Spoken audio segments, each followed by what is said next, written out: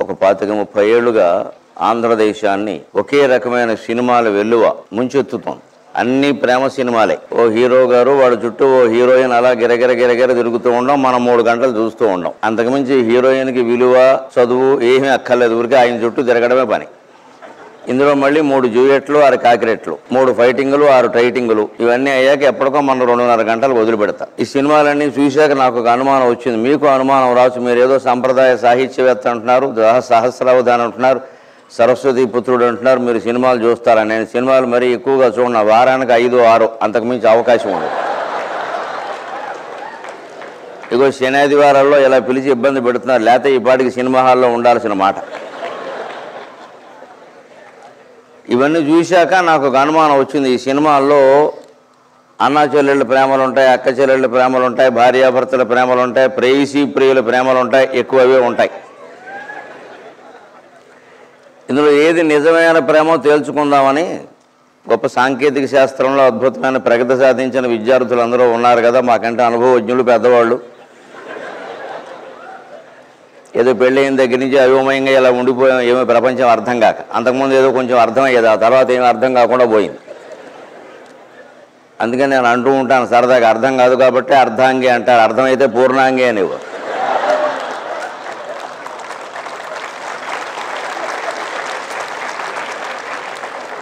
అందుకని మా మాధవ పెద్ద సురేష్కి నాకు బుర్రలు బాడైపోయి ఇక్కడికి వచ్చాం, ఒకసారి క్షాళన చేసుకుందామని. ఏది నిజమైన ప్రేమ, ఇన్ని రకాల ప్రేమలు ఉన్నాయి కదా, ఏది నిజమైన ప్రేమ తేల్చుకుందామని ఈ పద్యంతో మొదలుపెట్టా. సగము దేహమునిచ్చి సాష్టాంగపడగాని భార్య ఏనియో ప్రేమ పంచబోదు. ఉద్యోగ రంగంలో వివాహ రంగంలో ప్రవేశించబోతున్న యువకులందరికీ శుభాకాంక్షలు. ముందే జాగ్రత్తగా ఉండాలి. భార్య కాళ్ళ మీద పడడానికి సిద్ధంగా ఉంటే కాపురాలు ఉంటాయి, లేకపోతే ఉండవు. వాళ్ళ అమ్మా నాన్న ఉంటారు ఇంట్లో, మీ అమ్మా నాన్న ఉండడానికి వీల్లేదు. అలా అయితేనే ఉంటాయి, లేకపోతే ఉండవు. వాళ్ళ సంపాదన వాళ్ళ పుట్టింటికి పంపిస్తారు, నీ సంపాదన కుటుంబానికి ఖర్చు పెట్టాలి. అలా అయితేనే కాపురాలు ఉంటాయి, లేకపోతే ఉండవు. ఇందుకు సిద్ధపడితే పెళ్ళిళ్ళు చేసుకోవాలి, లేకపోతే మానేయాలి. అంచేత భార్య ప్రేమ కొన్ని షరతుల మీద ఆధారపడింది. పూర్వము ఉంది, ఇప్పుడు ఉంది. కొన్ని భర్త గారు ఏమైనా తాళిగట్టిన పాపానికి లేదా పుణ్యానికి జీవితాంతం ఇలా ప్రేమిస్తూ ఉంటాడంటే అనుమానం. అడుగడుగున పడి మడుగులో తినగాని పతిదేవుడు కటాక్ష భావమిడడు. అడుగులకి మడుగులొత్తడం అంటారు, తెలుగులో చక్కని జాతీయం. పూర్వం రాజమందిరం నుంచి మహారాజులు రాణులు అందరూ వస్తూ ఉంటే వాళ్ళు అడుగులు ఎక్కడ కందిపోతాయో అని ఇస్త్రీ చేసిన చీరలు పరిచేవారు. ఆ ఇస్త్రీ చేసిన వస్త్రాలను మడుగులు అంటారు, తెలుగులో మాట అది. మడుగు అంటే ఇస్త్రీ చేసిన బట్ట, ఉతికిన బట్ట.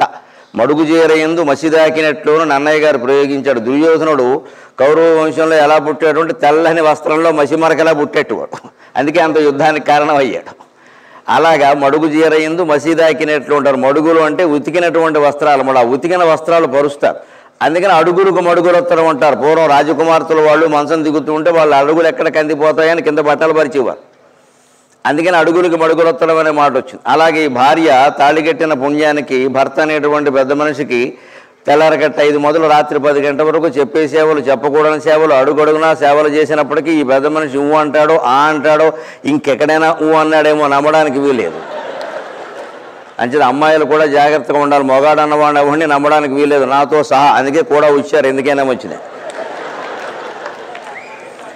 మరి భార్య ప్రేమలో షరతులు ఉన్నాయి, భర్త ప్రేమలో షరతులు ఉన్నాయి. పోనీ ఇక్కడ మేము యూనివర్సిటీలో కాలేజీలో చదువుకుంటున్నామండి, నెహ్రూ గారి దగ్గర నుంచి మోక్షగుండం విశ్వేశ్వరయ్య గారి దగ్గర నుంచి అబ్దుల్ కలాం వరకు అందరూ మాకు ఆదర్శమేనండి. మా అధ్యాపకులు ఉన్నారండి, చాలా గొప్పవాళ్ళండి, ఆచార్యులండి, వారు మమ్మల్ని అభిమానిస్తారు, ప్రేమిస్తారంటే అధ్యాపకులు కూడా ఊరికే ఎవరిని అభిమానించరమ్మా.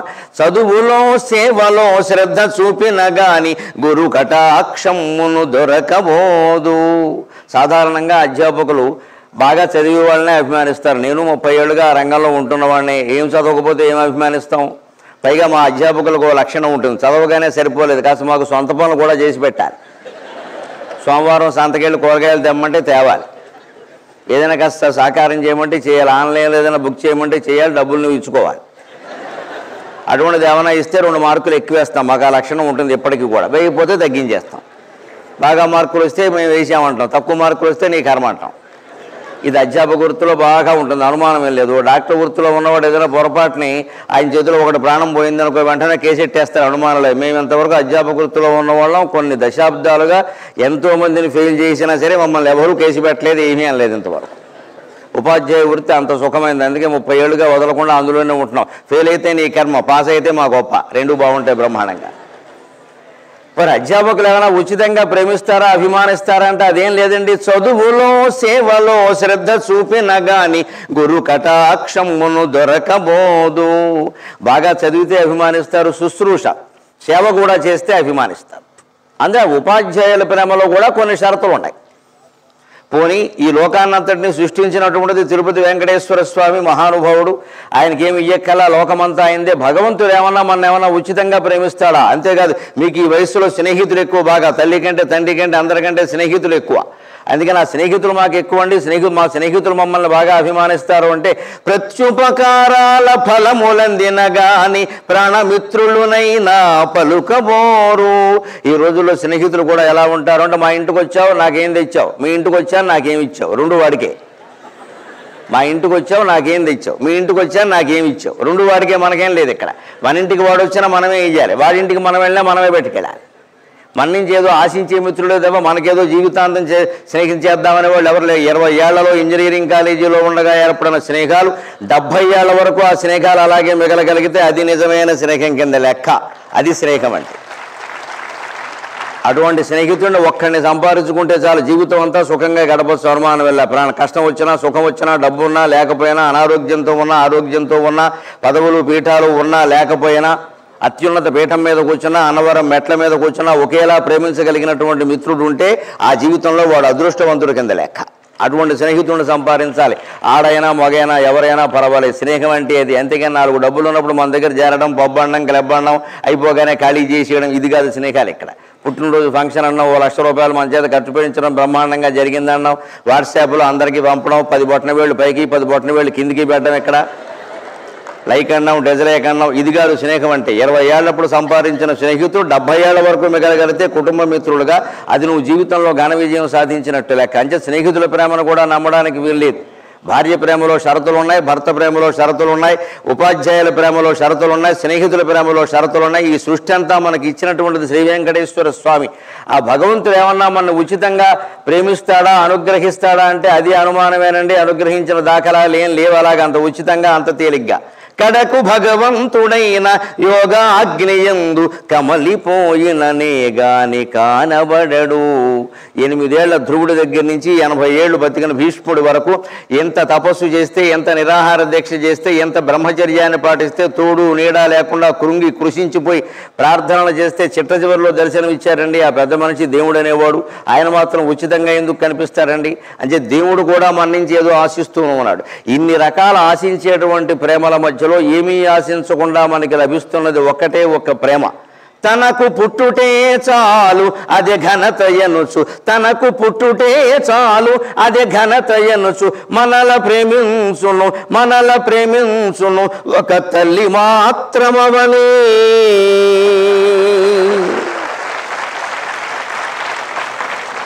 తనకు పుట్టుటే చాలు అదే ఘనత ఎనుచు, మనల ప్రేమించును ఒక తల్లి మాత్రమవని. నువ్వు నాకు పుట్టావు అదే చాలు నాన్న నేను నిన్ను ప్రేమించడానికి. నువ్వు కుంటివాడువేనా గుడ్డివాడువేనా, నీకు డబ్బున్నా లేకపోయినా, ఉద్యోగం ఉన్నా లేకపోయినా, చదువు వచ్చినా రాకపోయినా, ఎవరు నీతో ఉన్నా ఎవరు నిన్ను విడిచి వెళ్ళినా కన్నందుకు నేనుంటాను రా జీవితం అంతా అన్నంత వరకు అనగలిగింది ఒక్క తల్లి ప్రేమ మాత్రమే, ఏమీ ఆశించకుండా లభిస్తుంది. అటువంటి తల్లి ప్రేమ తండ్రి ప్రేమ ఈ విద్యార్థులందరినీ కలకాలం ఆయురారోగ్య భోగ భాగ్యాలతో వర్ధిల్లేలా ఆశీర్వదిస్తుంది అని ఆశిస్తూ ఒక్క మాట, 12 గంటలకు మీ ఉపన్యాసం అయిపోతుందని చెప్పారు. అయిపోవడానికి ఇంకా 20 నిమిషాలు ఉంది.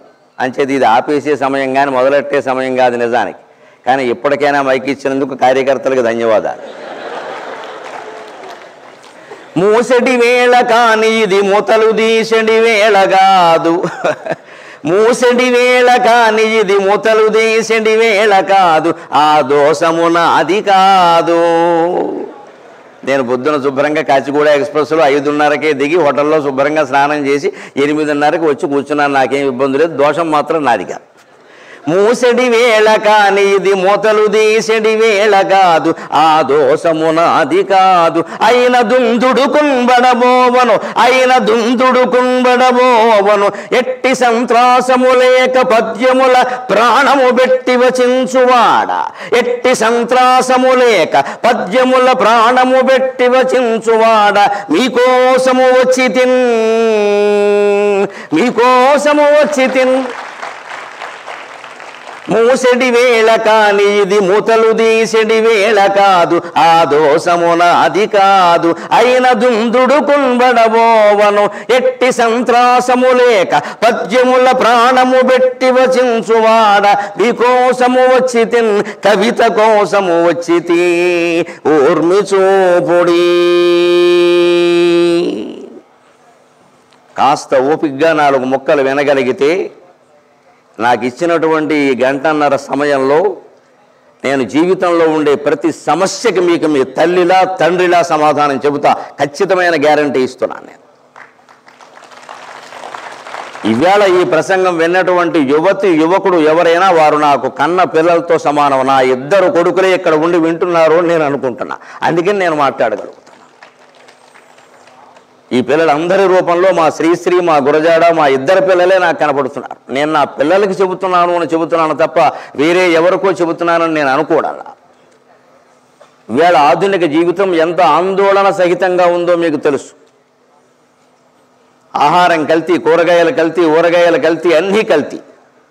మనుషులు కల్తీ, మాటలు కల్తీ. కారణం మనిషి మనస్సు కల్తీ అయింది. ప్రతి వాళ్ళకి ఇవాళ బాగా పట్టుకున్నది ఏమిటంటే డబ్బు సంపాదించడం వల్ల, డబ్బు సంపాదించడం వల్ల, డబ్బు సంపాదించడం వల్ల. అది కూడా వీలైనంత తొందరగా, వీలైనంత తొందరగా. 2 నిమిషాల్లో 2 కోట్లు ఎలా వస్తాయి? వాడిని చంపేస్తే వస్తాయి. చంపేయి. తల్లిని చంపేస్తే ఆస్తి వస్తుంది. చంపేయి. ముసలావిడ ఏం చేస్తుంది? ఇప్పుడు ఉండి వేసేయి. నువ్వు ఇంత చదువుకున్నావు కదా అంటే చదువుకున్నది అందుకేగా, వేసేయి. చదువులో ఎక్కడ తల్లిని చంపొద్దని చెప్పలేదుగా, చెప్పలేదండి. మన పాఠ్య ప్రణాళికలో ఎక్కడా లేవు. ఎంతసేపు ఇంగ్లీష్ మీడియం ర్యాంకులు ర్యాంకులు ర్యాంకులు ర్యాంకులు ర్యాంకులు. యుడ్ గెట్ ఫస్ట్ ర్యాంక్, నీకు ఫస్ట్ ర్యాంక్ రావాలి, నీకు ఫస్ట్ ర్యాంక్ రావాలి, నీకు ఫస్ట్ ర్యాంక్ రావాలి, అంతే. ఈ ర్యాంక్ రావడం కోసం ఎంతమందిని తొక్కేసినా పర్వాలేదు. కానీ ఈ ఆందోళన ఇదివరకే ఉంటుంటే ఇక్కడ మనం సరస్వతీదేవి విగ్రహాన్ని పెట్టుకుని, ఆ తల్లి విగ్రహాన్ని పెట్టుకుని ఇంత పూజ చేసుకుని కార్యక్రమాన్ని ప్రారంభించాల్సిన అవసరం లేదు. మన దేశం కోల్పోయింది ఇవాళ విగ్రహాన్ని కాదండి, సరస్వతి లక్షణాలను కోల్పోయింది. లక్షణాలను కోల్పోయింది. ఒక్కసారి ఆ విగ్రహాన్ని చూడండి. మీరు దండలేసి దండాలు పెట్టడం కాదమ్మా. ఆ విగ్రహానికి 4 చేతులు ఉంటాయి. 4 చేతుల్లో ఉన్నాయి. ఓ చేతిలో పుస్తకం ఉంది, ఓ చేతిలో జపమాల ఉంది, 2 చేతుల్లో వీణ ఉంది. ఆ తల్లికి ఆ లక్షణాలు మనకు అర్థమైతే సరస్వతి పుత్రులుగా, సరస్వతి సేవకులుగా ఆందోళన చెందే సమస్య లేదండి.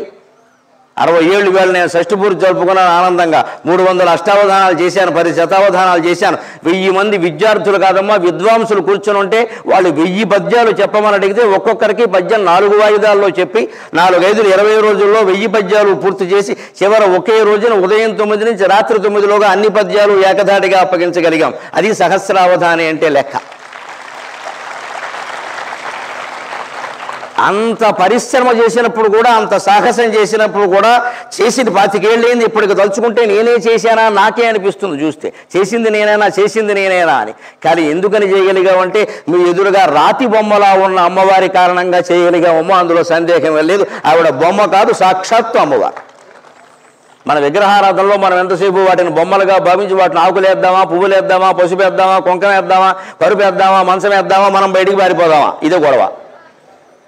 1,00,000 పత్రి పూజ చేసి నువ్వు బయటికి పారిపో, ప్రసాదం పంపించి, అంతే లెక్క. ఆ విగ్రహం ఏమిటి, ఆ తత్వం ఏమిటి, అందులో ఏమున్నాయి, ఇవేవి మనం అర్థం చేసుకోము. అర్థం చేసుకుంటే విద్య మొత్తం అర్థం అవుతుంది. ఇవాళ జేఎన్టీయూ కాదు, ఇంజనీరింగ్ కాదు, ఏ విద్య చదివిన ఏ విద్యార్థి జీవితంలో ఆందోళనకి లోనుగాడు. ఖచ్చితంగా జీవితంలో విజయం సాధించి తీరతాడు. మన భారతీయ సంస్కృతిలోనే ఆ విశేషం ఉంది.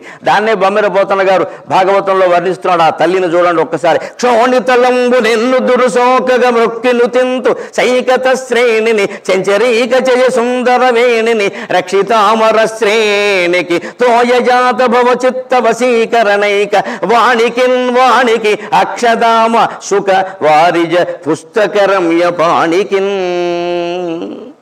4 చేతుల్లో 4 వస్తువులు ధరించిన సరస్వతీదేవికి నమస్కారం అన్నాడు బొమ్మెరపోతన. ఏమిటా వస్తువులు? అక్షదామ జపమాల, సుఖ చిలుక, వారిజ, పద్మ, పుస్తక, గ్రంథం, ఈ 4 ధరించిన సరస్వతి. ఇప్పుడు ఈ సరస్వతీదేవిని చూడండి మీరు. ఈ చేతిలో జపమాల ఉంటుంది ఖచ్చితంగా, కుడి చేయి పైకెత్తి ఉంటుంది, అందులో జపమాల ఉంటుంది, ఆవిడ తిప్పుతూ ఉంటుంది ఇలాగా. ఈ కింద ఓ చెయ్యి ఉంటుంది, ఈ చేతిలో పుస్తకం ఉంటుంది, ఈ 2 ఖచ్చితంగా ఉంటాయి. కానీ మధ్యలో ఉన్న చిలుక పద్మానికి బదులుగా వీణ ఉంది. కారణం, ఈవిడ లౌకిక సరస్వతి, లోకంలో విద్యలకు అధిష్టాన దేవత. అందుకే మనం కళాశాలలో ఈ రూపాన్నే ఆరాధన చేస్తాం. కానీ ఆత్మజ్ఞానం పొందే విద్య వేరే ఉంది, దాన్ని అధ్యాత్మ విద్య, స్పిరిచువల్ ఎడ్యుకేషన్ అంటారు. ఆ స్పిరిచువల్ ఎడ్యుకేషన్, ఆధ్యాత్మ విద్యకి మూలమైన దేవత పేరు సరస్వతి కాదు, శారద. వైదిక విద్యార్థి దేవత శారద, లౌకిక విద్యార్థి దేవత సరస్వతి. ఆ శారదాదేవి చేతులు మీరు చూసి శృంగేరి పీఠం వారు ప్రకటిస్తారు శారదాదేవి చిత్రాన్ని. ఆ చిత్రాన్ని చూస్తే ఆవిడ ఇలా వీణ పట్టుకుని ఉండదు, ఆవిడ 4 చేతుల్లో 4 వస్తువులు ఖచ్చితంగా ఈ చిలుక, పద్మం, పుస్తకం, జపమాల ఉంటాయి. ఆ తర్వాత లౌకిక విద్యతో పాటుగా సంగీతాన్ని కూడా చేర్చి వీణను కూడా ఆవిడ 2 చేతుల్లో పెట్టారు. సంగీతానికి వీణ ప్రత్యేక, సాహిత్యానికి పుస్తకం ప్రత్యేక, ఈ జపమాల అధ్యాత్మ విద్యకి ప్రత్యేక.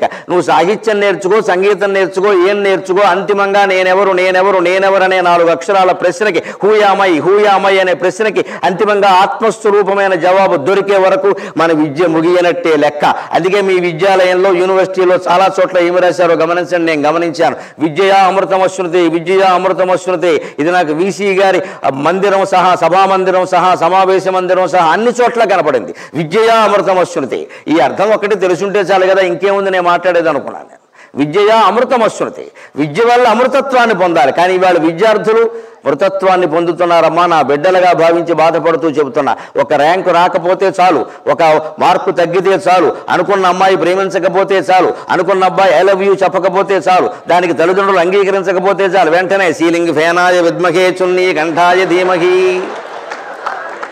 తన్నో చావు ప్రచోదయాతు అయిపోయినట్టే లెక్క. ఏదైనా ఒక్క చిన్న విషయంలో తేడా రాగానే సరిపోవడానికి సిద్ధపడుతున్నామే. మరి ప్రతి గోడ మీద విద్య అమృతమశ్నుతే, అమృతం ఎక్కడుంది? మృతం తప్ప. నువ్వు నిజంగా చదువుకుంటే అమృతత్వాన్ని పొందాలి కదా, మృతిని ఎందుకు ఆహ్వానిస్తున్నావు? ఎందుకంత భయపడుతున్నావు జీవితానికి? సమస్త వేదాంత శాస్త్రాలు జగన్మిథ్య అని చెప్పాయి. జగత్తు మిథ్య, జీవితం ఒక స్వప్నం, it's nothing but a dream. ఇప్పుడు నేను మాట్లాడడం, మీరు వినడం సహా సమస్తము కలే. నాకు ఇచ్చే పారితోషికం ఒకటే సత్యం, అది కళ అనుకుంటే కష్టం. అన్నీ కళ అయినప్పుడు ఎందుకంత భయపడాలని? అది కళని అర్థమైతే కదా. అదేదో సొంతం, అదేదో సౌభాగ్యం, అదేదో పీకేద్దాం, అదేదో నాకేద్దాం, ఇదే గొడవ ఎంతసేపు. ఆ భోగం, ఇంకేదో తినేద్దాం, ఇంకేదో అనుభవించేద్దాం, ఇంకేదో తాగేద్దాం, ఇంకేదో అనుభవించేద్దాం, అక్కడేదో ఉందట, ఇక్కడేదో ఉందట. అందుకని చివరికి ఎలా మారింది? ఉద్యోగం గ్యారంటీ కాదని వివాహం కూడా గ్యారంటీ కాకుండా పోయింది. వివాహంలో కూడా అపశృతులు బయలుదేరుతున్నాయి. ఇవాళ మావిడాకులు, రేపు విడాకులు. ఇవాళ పెళ్లి చేసాం, మావిడాకులు కొట్టాం, రేపొద్దున విడాకులు అవుతున్నాయి ఏడాది తిరగకుండా. ఇవాళ 3 ఏళ్ళు ఎవరైనా కలిసి కాపురం చేస్తే పద్మశ్రీ ఇచ్చేయచ్చు. ఇంకా 10 ఏళ్ళు కాపురం చేశారనుకోండి, భారతరత్న తిరుగులేదు. అయ్యి బాబాయ్, 10 years with the same person, how is it possible? వెంటనే ఆశ్చర్యపోతారు మన యువతను. 10 ఏళ్ళ ఒక్కరితో కాపురం ఎలా సాధ్యమైంది? ఇక్కడ 60 ఏళ్ళ వాళ్ళు, 70 ఏళ్ళ వాళ్ళు, పెద్దవాళ్ళు అందరూ కూర్చున్నారే. వాళ్ళని అడిగితే చెబుతారు వాళ్ళ వయస్సులు 60 కాదమ్మా, వాళ్ళ పెళ్ళై 60 ఏళ్ళు అయింది. అదే భర్త, అదే భార్య, అదే అనారోగ్యాలు, అదే ఆరోగ్యాలు, అదే ఆస్తులు, అదే అప్పులు, అదే సంతానం లేకపోవడాలు, అదే సౌభాగ్యాలు, అదే దౌర్భాగ్యాలు, అన్నిటినీ వాళ్ళు తట్టుకున్నారండి. మనం ఈ చిన్నదాన్ని తట్టుకోలేకపోతున్నాం. ఒక్క నిమిషం కరెంటు పోయిందంటే ఏళ్ళేస్తాం.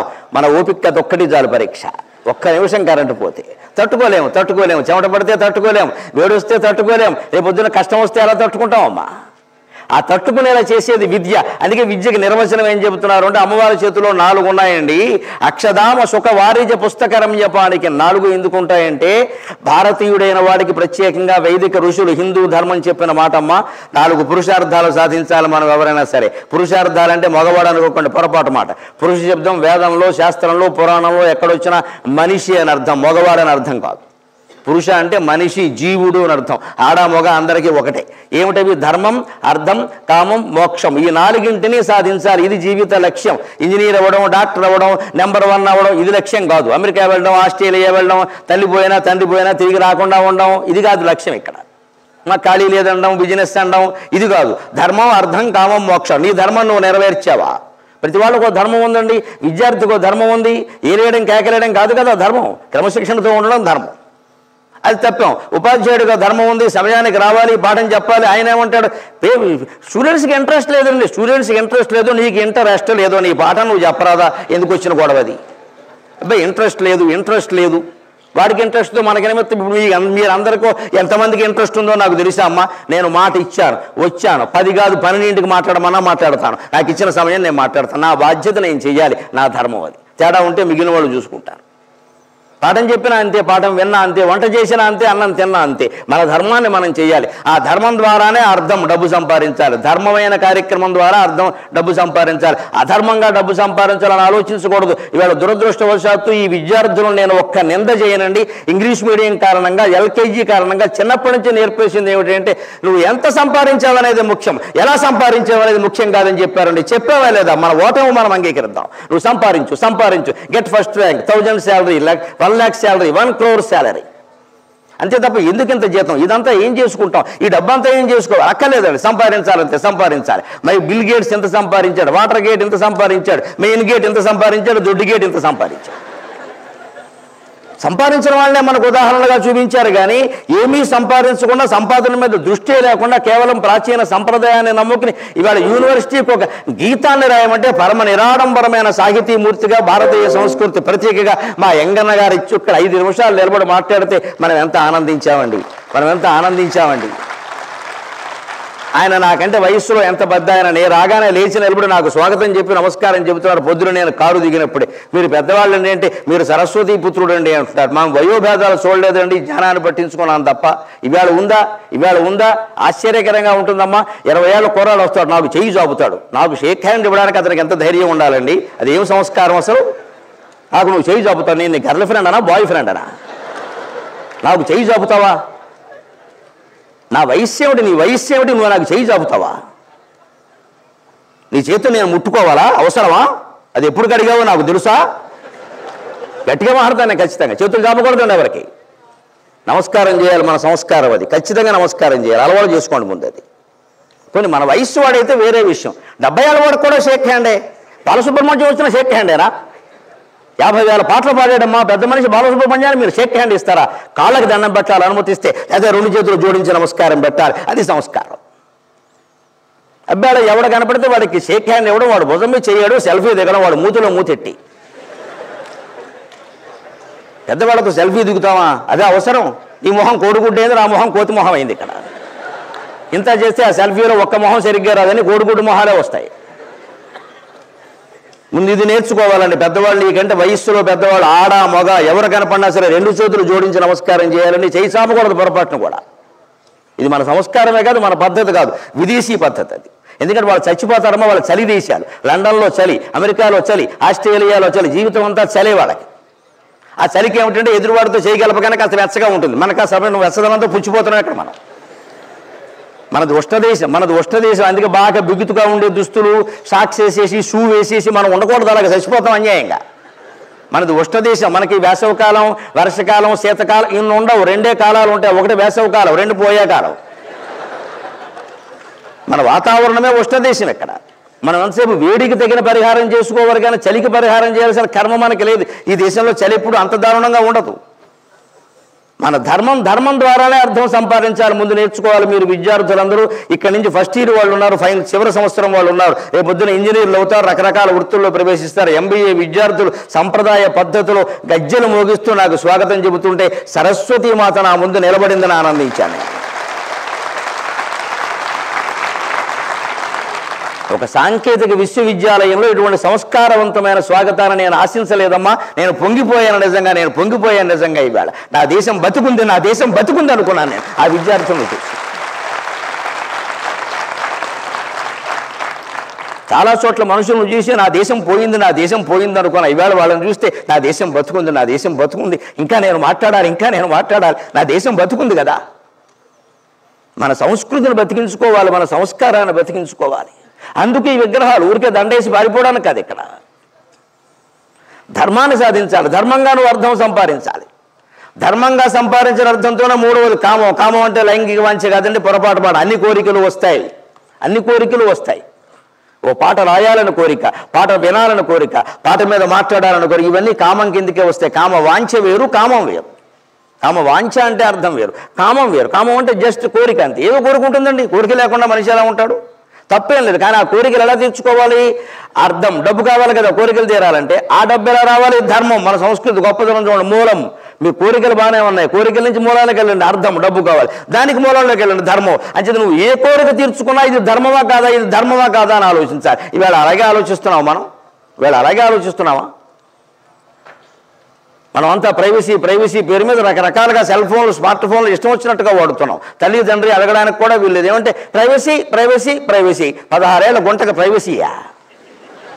వాళ్ళు ఎవరు చూడడానికి వీల్లేదా? రాత్రి 11 అయినా స్మార్ట్ ఫోన్ కట్టరా? పైగా తల్లి తండ్రి ఎవరో వచ్చి కట్టేరా అంటే ఓకే అమ్మా అంటాడు వీడు. ఓకే అమ్మ అన్న మమ్మీ అదొకటి కదా, ఓకే మమ్మీ అంటాడు వీడు. ఈ మమ్మీ గారు డాడీ గారు వీరిని నమ్మి వెళ్ళిపోతారు. అప్పుడు దుప్పటి మూసి కడతాడు. ఆ దుప్పట్లోంచి ఒక దివ్యకాంతి కనపడుతుంది.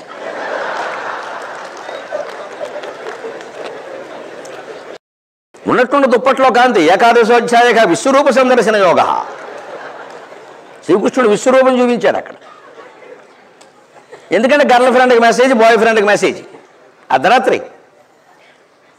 ఒకవేళ తల్లిదండ్రికి ఏదైనా అనుమానం చేయడు, దుప్పట్లోంచి కాంతి కనపడుతుంది, 12ంటికి వీడియో చేస్తున్నాం, దుప్పటి తీసాడనుకో, ఎంత టెక్నాలజీయో, ఒక్క నొక్కుతాడు ఎక్కడో, వెంటనే అవన్నీ పోయి అమ్మా నాన్న ఫోటో వస్తుంది అక్కడ. అబ్బా ఏమిట్రా ఏం చేస్తున్నావు పని? ఎందుకంటే మిమ్మల్ని అమ్మని ఆరాధిస్తున్నాను నాన్నగారు.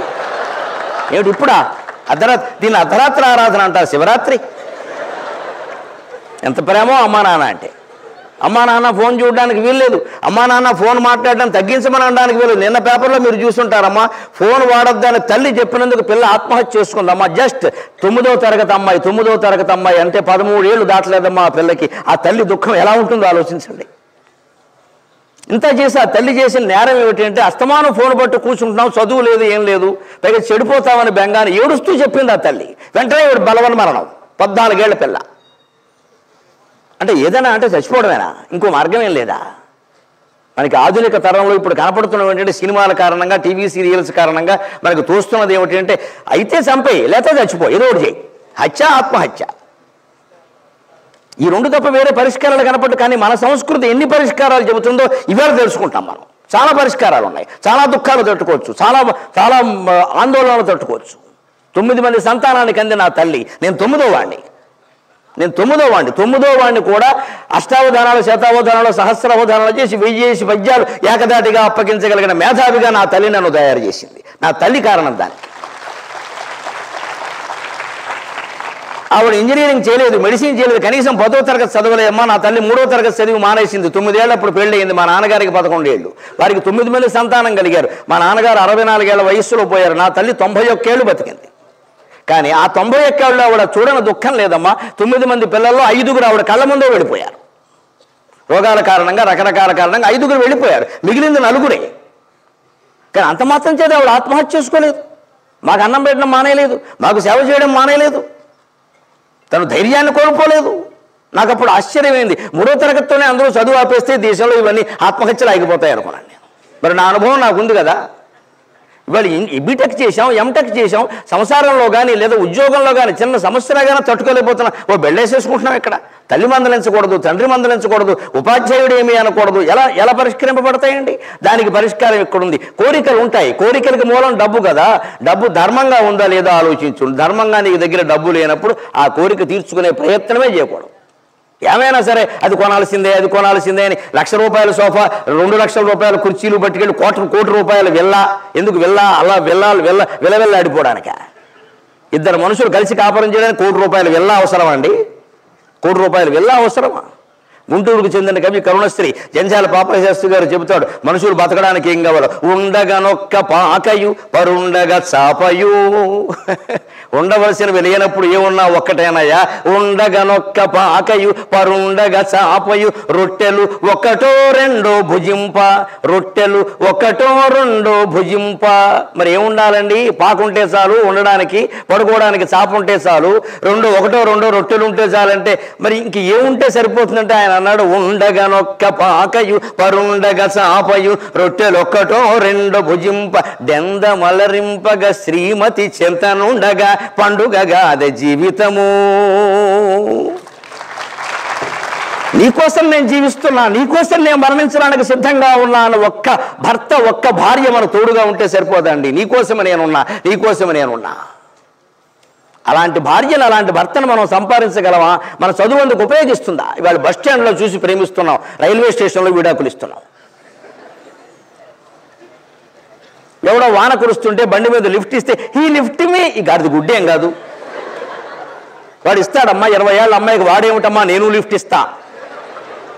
70 ఏళ్ళ ముసలావిడికి ఇమ్మను, ఓ గర్భిణీ స్త్రీకి ఇమ్మను, వాడి తత్వం బయటపడుతుంది. అయ్యా మనకి ఎక్కలా, నేను అక్కడ నుంచుంటే లిఫ్ట్ ఇచ్చాడు నాకు, అయిపోయింది, అంతే పడిపోయింది. వాడు ఓ సెల్ ఫోన్ కొని ఇచ్చాడు, పడిపోయింది. తండ్రి ఎన్ని చేశాడు, తల్లి ఎన్ని చేసింది, అవి గుర్తురావు. వయసులో ఉన్న అమ్మాయిల్ని వయసులో ఉన్న అబ్బాయిల్ని ఆకట్టుకుందుకు రకరకాల భాష వాడతారు. దానికి పడిపోవడమేనా? మన చదువు అందుకేనా? మనం చదువుకోవాల్సిన విధంగా చదవలేదు, వచ్చిన ఇబ్బంది అది.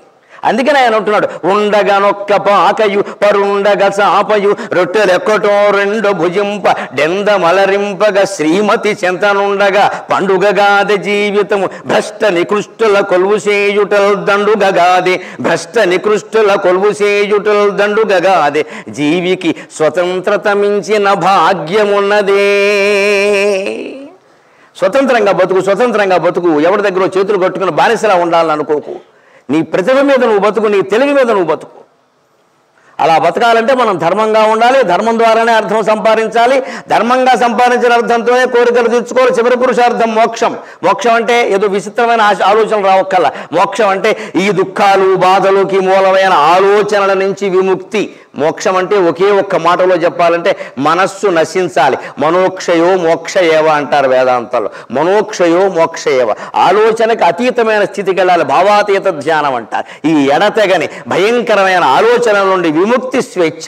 అది ఎంత అందంగా ఉంటుంది. ఎప్పుడు ఏదో ఒక ఆలోచన మన మనస్సును కమ్మేస్తుంది. అసలు ఆలోచనే లేని స్థితిలో మనం ఉండగలమా? ఒక శంకరాచార్య ఉన్నారు, ఒక జిడ్డు కృష్ణమూర్తి గారు ఉన్నారు, ఒక రమణ మహర్షి ఉన్నారు. మన కళ్ళ ముందు ఉన్న మహానుభావులు కూడా ఉన్నారమ్మా. మనం ఎందుకు ఉండలేకపోతున్నాం? అసలు ఆలోచనే లేదు, మన చదువులో ప్రణాళిక లేదు. మన చదువులు పూర్వపు చదువులో ఉంది మోక్షం. అందుకే ఈ 4గింటికి ప్రత్యేకలుగా చూడు. ధర్మంగా ఉండు, ధర్మంగా అర్థాన్ని సంపాదించు, తద్వారా కోరికలు తీర్చుకో. చివరికి కోరికల్లో పడి కొట్టుకోకూడదు. ఎందుకంటే కోరికలు ఎలాంటివి? క్రోటన్ మొక్కలు లాంటివి. అప్పుడప్పుడు అడ్డకత్తెరేస్తేనే అందంగా ఉంటాయి.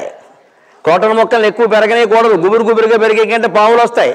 అందుకని క్రోటన్ మొక్కలు బాగా గోడ దాటి పెరిగితే కత్తిరేసేయాలి. మన కోరికలు కూడా అంతే. నా ఆర్థిక స్థితి, నా మానసిక స్థితి, నా అవసరం లేనప్పుడు నాకు ఎందుకు ఇది కోరిక ఆపేసుకోవాలి. కానీ ఎలాగైనా సరే నేను అనుకుంటే అవ్వాల్సిందే. చివరికి డెత్ కూడా అలాగే అవుతుందమ్మా, అనుకోకుండానే అవుతుంది.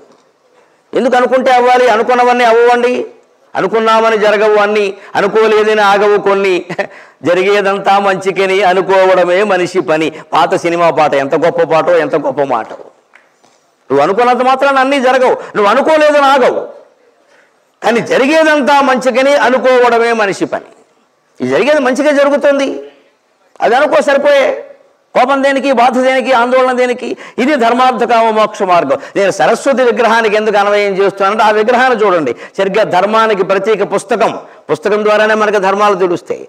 అర్థానికి ప్రతీక పద్మం, పద్మంలోంచే లక్ష్మీదేవి పుట్టింది. మీరు లక్ష్మీదేవి చిత్రం చూడండి, పద్మంలో కూర్చుని ఉంటుంది. 2 చేతుల్లో పద్మాలు పట్టుకుంటుంది. పద్మప్రియే పద్మిని పద్మహస్తే పద్మాలయే పద్మదళాయతాక్షి, లక్ష్మీదేవి శ్లోకం అది.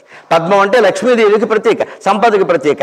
చిలుక, చేతిలో చిలుకుంటుందమ్మా సరస్వతికి. ఇక్కడ ఆ చిలుక కామపురుషార్థానికి ప్రతీక. ఎందుకంటే మన్మధుడు వాహనం చిలుక.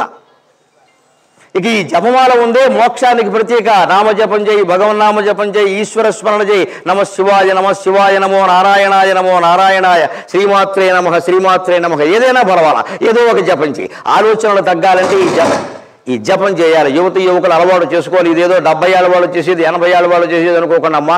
నాకు 17 ఏళ్లప్పుడు, నేను నా అనుభవం చెబుతున్నా స్వయంగా, 17 ఏళ్లప్పుడు నేను తాడేపల్లిగూడెం కాలేజీలో డిగ్రీ చదువుతూ ఉంటే స్నేహితుల కారణంగా రకరకాల మాటలు వచ్చాయి. మీకు తెలియదే ఉందమ్మా, అప్పట్లో ఉండేవేవో అశ్లీల పదాలన్నీ నోట వచ్చేవి.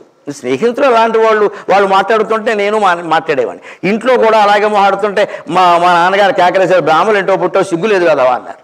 ఆ మాటలు మాట్లాడితే అంతే అంటారు. మరి నాకేం చేయాలో తెలియలే. మా అమ్మని అడిగాను, అమ్మా నాకేవో మాటలన్నీ వస్తున్నాయమ్మా వాళ్ళ ప్రభావం చేత, నేను ఏదైనా అంటే అదే వస్తుంది ముందంటే, ఓ పని చేయమన్నా నా తల్లి నాకు ఉపాయం చెప్పిందమ్మా, నీకు అశ్లీల పదం పలకాలని అనిపించినప్పుడల్లా నమశివాయ అని తర్వాత పలకమంది. ముందు నమశివాయ అని తర్వాత పలుకు, నేను పలకద్దని అన్నల్లా. గొప్ప ఉపాయం చెప్పింది మా అమ్మ అని నేను నమశివాయ అశ్లీల పదం పలుకుతూ ఉంటే ఆశ్చర్యం ఏం జరిగిందని నాకే బుద్ధి వచ్చింది. ఆ దేవుడి పేరు చెప్పి ఈ మాటలు మాట్లాడడం ఏమిటి? ఓ పక్క నమశివాయ అంటున్నాం, ఓ పక్క అశ్లీలాలు అసభ్యాలు మాట్లాడుతున్నాం. అని అప్రయత్నంగా శివనామ స్మరణ నా చేత ఆ భాష మాట్లాడించి ఇవాళ భాషకి ప్రతినిధిగా నిలిపిందమ్మా. నన్ను ప్రతినిధిగా నిలిపింది. తెలుగు భాష అంటే గరికపాటి నరసింహారావు గారు అని అంటున్నారమ్మా, ఎంత అదృష్టం, నా వయస్సు సరిపోతుందా, నా జ్ఞానం సరిపోతుందా, ఎంతమంది మహానుభావులు ఉన్నారు. ఆ ప్రచారం ఎందుకు వచ్చింది? మా అమ్మ దయ కాదా, సరస్వతీదేవి దయ కాదా? అందుకని మనం ఆందోళన రహిత జీవితం గడపాలంటే 4 మెట్లు సరిగ్గా. ముందు ధర్మం ద్వారా అర్థం, ధర్మార్థం ద్వారానే కోరికలు. ఆ కోరికలు పెరగనీయకుండా ఎప్పటికప్పుడు చూసుకోవడం. దానికి మన విద్యా వ్యవస్థ ఉపయోగపడుతుంది. అందుకే ఏమన్నారు విద్యలో? విద్యా దదాతి వినయం వినయాద్యాతి పాత్రతాం పాత్రత్వాత్ ధనమాప్నోతి ధనాద్ధర్మగ తతసుఖం అన్నారు. విద్య వల్ల ఏమొస్తుందని మన ప్రాచీనులు చెప్పినట్టుగా ఎవరేం చెప్పారని ఊరికే శాస్త్రాలు రాస్తున్నారు ఇంగ్లీషులో. కానీ విద్య వల్ల జీవిత సంస్కారానికి సంబంధించిన మాటలు చూడండి, మీ పుస్తకాల్లో ఉన్నాయేమో. విద్యా దదాతి వినయం, ముందు విద్య నీకు వినయాన్ని ఇస్తుంది. వినయం అంటే చేతులు కట్టుకోవడం కాదు, ఊరికే నమస్కారం పెట్టడం, అవి సామాన్యమైన అర్థం. వినయం అంటే విశేషణ నయం. నయం అంటే నడిపించుకోవడం, నడిపించడం నయం అంటే. అందుకే నయ్యతీతి నాయక, నడిపించేవాడిని నాయకుడు అంటారు కదా. అంచేత వినయం అంటే విశేషంగా నడిపించుకోవడం. దేన్ని? నీ జీవితాన్ని నువ్వు నడిపించుకోవాలి. Leading the life who leads is a leader. నువ్వు లీడర్ అవ్వాలి, నాయకుడు అవ్వాలి అంటే ముందు నీ జీవితాన్ని నువ్వు నడిపించుకోవాలి. నీ జీవితాన్ని నడిపించుకోకుండా 100 దెబ్బలు అందులోనే తింటావు, ఇక బయట వాళ్ళని నడిపిస్తావు.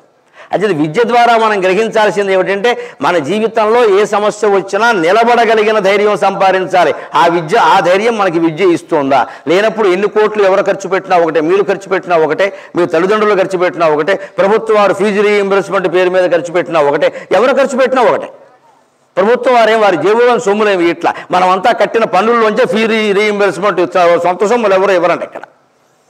అంటే మన సొమ్మే అయిపోతుంది. కానీ మనకేం దక్కింది? విద్యా దదాతి వినయం. నువ్వు కనుక నీ జీవితాన్ని ధైర్యంగా నడుపుకోగలిగిన అర్హత నువ్వు సంపాదించుకుంటే వినయాద్యాతి పాత్రతాం. పాత్రత అంటే ఎలిజిబిలిటీ. పాత్ర అంటే ఏదో భిక్షాపాత్ర పట్టుకోవడం కాదు.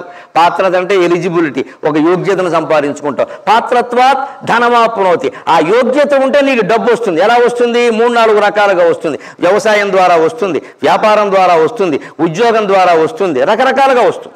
కానీ ఆ యోగ్యత ఉండాలి కదా. వ్యవసాయం చేయాలంటే ఒక యోగ్యత ఉండాలి, వ్యాపారం చేయాలంటే ఒక యోగ్యత. మీరు వ్యాపారస్తులను గమనించండి అమ్మా, ₹1 బిళ్ళ కింద పడితే వాడు మామూలుగా తీయడాన్ని కళ్ళకద్దుకుంటాడు. మనకి వాడు ₹100 నోటు పడిపోతే దిక్కులేదు, దాన్ని చుట్టేస్తాం సిగరెట్ కింద. మనకి లక్ష్మీదేవి పట్ల గౌరవం లేదు, నోటు పట్ల గౌరవం లేదు. ఇవాళ గౌరవం చూపించే అవకాశం కూడా లేదు. ఎందుకు తెలుసా? మా దగ్గర ఇంకా డబ్బులు ఉన్నాయేమో, కొంతమంది దగ్గర పెద్దవాళ్ళ దగ్గర 500 నోట్లు 2000 నోట్లు ఉన్నాయి. వెనక రద్దు చేయకపోతే 1500 కూడా ఉండేవి. ఇప్పుడు చేశారుగా, అవి ఉన్నాయి. కానీ ఇప్పుడు యువతరం దగ్గర నోట్లు లేవు. ఏమున్నాయో తెలుసా? క్రెడిట్ కార్డే నోటు ఉంటుంది, బ్యాంకు ఒకటి, అది పెట్టి షిక్ అని గీకుతారు. ఒకటే గీకడం. సరిగ్గా గీకినప్పుడు మీరు గమనించండి ఎటువంటి సౌండ్ వస్తుంది. సరిగ్గా తిరుపతిలో గుండు గీసేటప్పుడు నాటు పెడతాడు, షిక్ అదే సౌండ్ వస్తుంది. అంటే క్రెడిట్ కార్డు నువ్వు వాడావు అంటే క్షవరం అయిపోయినట్టే లెక్క. కొండమంగలి పని తిరుక్షవరం. ఎందుకంటే ఎంత గీకావో తెలియదు. నువ్వెంత గోకావో షాపు వాడెంత గీకాడు. పైగా వాడు లోపలికి పెట్టగల ఈ మధ్య జరుగుతున్న మాయ మీ దృష్టికి వచ్చే ఉంటుంది. నేను చెప్పక్కల్లా, మాకంటే మీరు విద్వాంసులే కదా. ఇందులో శుభ్రంగా అందులో ఉండే పాస్వర్డ్స్ అన్ని గ్రహిస్తున్నారు. వాళ్ళు లోపల టెక్నాలజీ బ్రహ్మాండంగా ఉంది. లోపలికి తీసుకెడతాడు, స్వైపింగ్ అంటాడు. ఏపింగ్ అంటే మొత్తం స్వీపింగే. లాగే ఓ అట్టముక్క వాడు సృష్టించాడు జపాన్లో కూర్చొని. మొత్తం మన బ్యాంక్ అకౌంట్ అంతా వెళ్ళిపోయింది అందులోంచి. ఈ కార్డుల వల్ల ఈ టెక్నాలజీ పెరిగి ఇంత ప్రమాదం అవుతుంది. అలాగని టెక్నాలజీని ఆపేస్తాం, ఆ పొరపాటండి. కూరగాయలు కోసుకుంటూ కత్తి కొంటే ఇంట్లో ఎవడో పేక నరుకుతాడని కత్తి కొనుక్కోవడం మానేస్తావా? కూరగాయల కత్తి లేకుండా ఎలా దొరుకుతుంది? టెక్నాలజీ ఉండవలసిందే, దాని అభివృద్ధి జరగాల్సిందే. కానీ దాన్ని ఎలా వినియోగించాలనే సంస్కారం మనం నేర్చుకోవాలి ముందుగా. సంస్కారవంతులం కాకుండా సాంకేతిక ప్రజ్ఞ ఉంటే లాభం లేదు. దాన్ని సాంకేతిక విశ్వవిద్యాలయ విద్యార్థులు ముందు గ్రహించాలి. అందుకు మీకు మోక్షగుండం విశ్వేశ్వరయ్య గారే పెద్ద ఉదాహరణ. ఆయన ఇంజనీరింగ్లోనే ఆయా కళాశాలలో చదివిన వాళ్ళు, ఆయనకు తెలిసిన వాళ్ళు, ఫస్ట్ వచ్చిన వాళ్ళకి ఆయన బహుమతి ఇచ్చేవాట. ఫస్ట్ వచ్చిన విద్యార్థికి ఆయన ఆ రోజుల్లో 116 ఇచ్చారండి. ఆ రోజుల్లో నేను చెప్పేది ఎప్పుడో 100 ఏళ్ల క్రితం మాట. ఆ రోజుల్లో 116 అంటే చాలా ఎక్కువ ఉండేది, చాలా ఎక్కువ. ఎకరం పొలం ₹50 ఉండేది, 2 ఎకరాల పొలం ఇచ్చినట్టు లెక్క. 116 ఇచ్చాడు. ఇస్తే ఈ విద్యార్థిని రమ్మన్నట్టు, రేపు పొద్దున్న 10 గంటలకు మా ఇంటికి రారా అబ్బాయి, నీకు 116 ఇస్తాను అన్నట్ట. ఈ విద్యార్థి ఆ పనులు ఈ పనులు చూసుకుని నెమ్మదిగా ఇస్తారులే ఏమవుతుందిలే అని 11కి వెళ్ళాడు. ఆయన 10 గంటలకి సరిగ్గా ఆయన క్రమశిక్షణ అండి, ఆయన వచ్చి చూశాడు అక్కడ 10 గంటలకి 100 రూపాయలు 116 అక్కడ పెట్టుకుని కవర్ అక్కడ పెట్టుకుని విద్యార్థి కుర్రాడు కదా ఆశీర్వదిద్దాం 2 మంచి మాటలు చెబుదాం అని ఆయన కూర్చున్నాడు. అతని కోసం ఒక కుర్చీ సిద్ధం చేశాడు. కూర్చుంటే 10 గంటల నుంచి 10:15 వరకు చూశాడు ఆయన. ఫోన్లే కుర్రాడు కదా ఏదో ఆలస్యం అవుతుందని రాలేదు. 10:15 మరి ఆయన పనులు ఆయనకున్నాయి, ఆయన కొరకే అపాయింట్మెంట్ ఇచ్చాడు ఆయన. మరి ఆ మాట ఆయన తప్పదు కదా, ఆయన వెళ్ళిపోయాడు. 11ంటికి వచ్చాడు. ఈ కుర్రాడు వచ్చాక తెలిసి ఆయన వచ్చాక ఈ కవర్ లోపలికి పెట్టుకెళ్ళాడు. మళ్ళీ పట్టుకొచ్చాడు, ఇచ్చేశాక ఆ కుర్రాడు ఏంటంటే చూసుకో అన్నాడు. చూసుకోండి, మీరు ఇచ్చారు, నేను ఇవ్వడం కాదు వెర్రిమోహం ఆ లెక్క చూసుకోవాలని చెప్పాడు. చూశాడు, అందులో 58 ఉన్నాయమ్మా, 116 లేవు. అప్పుడు వెంటనే వాడు వెర్రిమోహం వేశాడు, 58 ఉన్నాయన్నాడు. గంట లేటుగా వచ్చినందుకు పనిష్మెంట్ పో అని చెప్పాడు. ఇది నేర్చుకోవలసిన సంస్కారం. అంతేగాని బయటికి వెళ్ళి మనం ఏం ప్రచారం చేస్తాం, పిసిని కొట్టేనా 116 ఇస్తానని 58 ఇచ్చాడు, అలాగే ఉంటారు. నువ్వు గంట ఎందుకు ఆలస్యంగా వెళ్ళావు? గంట అంటే 60 నిమిషాలు, 60 × 60 ఎన్ని వందల సెకండ్లండి. సమయం ఎంత గొప్పది. సమయం పోతే వస్తుందో, సంపదలు పోతే వస్తాయి, కానీ ఆరోగ్యం పోయినా వస్తుంది, ఆనందం పోయినా వస్తుంది, సంపదలు పోయినా వస్తాయి, సమయం పోతే రాదే. మరి ఆ సమయానికి మనం ఇస్తున్న విలువ ఏమిటి? ఎంత చదువుతున్నాం, ఏం తిరుగుతున్నాం, ఏం కాలక్షేపం చేస్తున్నాం ఆలోచించుకోవాలి కదా. టైం పాస్ అంటారేమిటి? టైం పాస్ చేయదగిన విషయమా? పుట్టిన టైం పాస్ చేస్తే టైం ఫెయిల్ అయినట్లు లెక్క. టైం పాస్ కాదు, టైం ఫెయిల్ అయింది. దాన్ని సద్వినియోగం చేస్తేనే అయినట్టు. అంటే ఇప్పుడు సాంకేతికతకి తగిన సంస్కారం లేకపోతే దెబ్బతింటాం. అందుకే విద్య వల్ల వినయం వస్తుంది, వినయం వల్ల యోగ్యత వస్తుంది, యోగ్యత వల్ల నీకు డబ్బు వస్తుంది. కానీ మన సంస్కృతి చూడండి, డబ్బు వల్ల ఏమొస్తుందని అడిగితే మనం ఎవరైనా ఏం చెబుతామండి? డబ్బు వల్ల ఏమొస్తుందంటే ఎవరైనా ఏం చెబుతారని వెంటనే డబ్బు ఉంటే సుఖపడచ్చుగా, వాళ్ళు వస్తువులు కొనుక్కోవచ్చు, చక్కగా ₹1 కోటి ఇల్లు కొనుక్కోవచ్చు, కావాల్సిన కారు కొనుక్కోవచ్చు, బ్యాంకు లోన్ కూడా తీసుకోవచ్చు, కట్టేసుకోవచ్చు, అన్నీను వాళ్ళు వస్తువులు కొనుక్కోవచ్చు, అన్ని అంతేకాదు డబ్బు వల్ల సుఖం వస్తుందని చెబుతాం. కానీ అపూర్వమైన భారతీయ సంస్కృతి, 1000 ఏళ్ల ఋషుల తపఫలంగా పుట్టిన సంస్కృతి డబ్బు వల్ల సుఖం వస్తుందని చెప్పాల. ధనాధర్మగా తతసుఖం అని చెప్పింది నా జాతి. డబ్బు వల్ల నీకు ధర్మాన్ని నువ్వు నిశ్చింతగా చేయగలుగుతావు, అందువల్ల నీకు సుఖం వస్తుందని చెప్పి మనం సుఖానికి మూలం ధర్మం కానీ ధనం కాదండి. అది మనం గుర్తుపెట్టుకోవాలి. మనం సుఖంగా ఉండాలంటే ధర్మంగా ఉండాలి, మనం సుఖంగా ఉండాలంటే ధర్మంగా ఉండాలి. డబ్బు ఎందుకు అంటే మన ధర్మం మనం నిశ్చింతగా చేయాలి. ఒక ఉపాధ్యాయుడు కడుపు నిండితే కానీ పాఠం చెప్పగలడా? ఆయన కొండలు ఇంట్లో డింకీలు కొడుతూ ఉంటే, ఇంట్లో సమస్యలు, ఆర్థిక సమస్యలు ఉంటే పాఠం చెప్పండి అంటే ఏం చెబుతారండి? ఇవి ఎక్కడ వస్తాయి? ఆయనకి కడుపు నిండా జీతం ఉందనుకోండి, ఇబ్బంది లేకుండా ఉందనుకోండి, ఆయన పనికి ఆయనకి ఇబ్బంది లేదు కాబట్టి వచ్చి చెబుతాడు. అలాగే ఒక రైతు వ్యవసాయానికి చేరడానికి ఆదాయం బాగుంటే, పిల్లలు పెళ్ళిళ్ళు చేయడానికి చదువులకి సరిపడా ఆదాయం అంటే వ్యవసాయం హాయిగా ఏరువాక సాగేరో రన్నో చిన్నన్న అనుకుంటూ ఆనందంగా నాగలు తీసుకుని భుజానికి కడతారు. కానీ పంట పండుతుందో లేదో తెలియదు, పండిన పంటకు సరైన గిట్టుబాటు ధర లేదు, విత్తనాల్లో కల్తీ, ఎరువుల్లో కల్తీ, అన్నీ కల్తీ. ఏమన్నా అంటే మన నాయకులేమో రుణం మాఫీ, గిట్టుబాటు మాఫీ, మొత్తం నీ జీవితంగా మాఫీ. అదే మాఫీయే కదా, ఆత్మహత్య అయితే మొత్తం జీవితంగా మాఫీ, మాకు ఓటేసే అన్ని మాఫీ, ఓటొక్కటే సాఫీ, మిగిలిన మాఫీ అని వాడి జీవితానికి ఏదో బుచ్చగాళ్ళకి ముష్టేసినట్టుగా డబ్బులు ఇస్తున్నారు. కానీ ఆ వ్యవసాయం చేసేటువంటి రైతుకి ఖచ్చితంగా అతని ధర అతను నిర్ణయించుకునే పరిస్థితి కల్పిస్తే రైతులకు ఏ పథకాలు అవసరం లేదండి. రైతే మన అందాన్ని పోషిస్తాడు. వీళ్ళ ఆ స్థితి లేదమ్మా. నేను మీకు మొహమాటం లేకుండా చెబుతున్నా, ఒక వ్యాపారస్తుడు వస్తువు ధర ఆయన నిర్ణయిస్తాడు. ఒక బాగా పాఠం చెప్పగలిగిన లెక్చరర్ ఎవరైనా ప్రైవేట్ కాలేజీ వాళ్ళు ఆయన ధర ఆయన నిర్ణయిస్తాడు. ఒక గొప్ప సంగీత విద్వాంసుడు కచేరీ చేయమంటే ఆయన ధర ఆయన నిర్ణయిస్తాడు.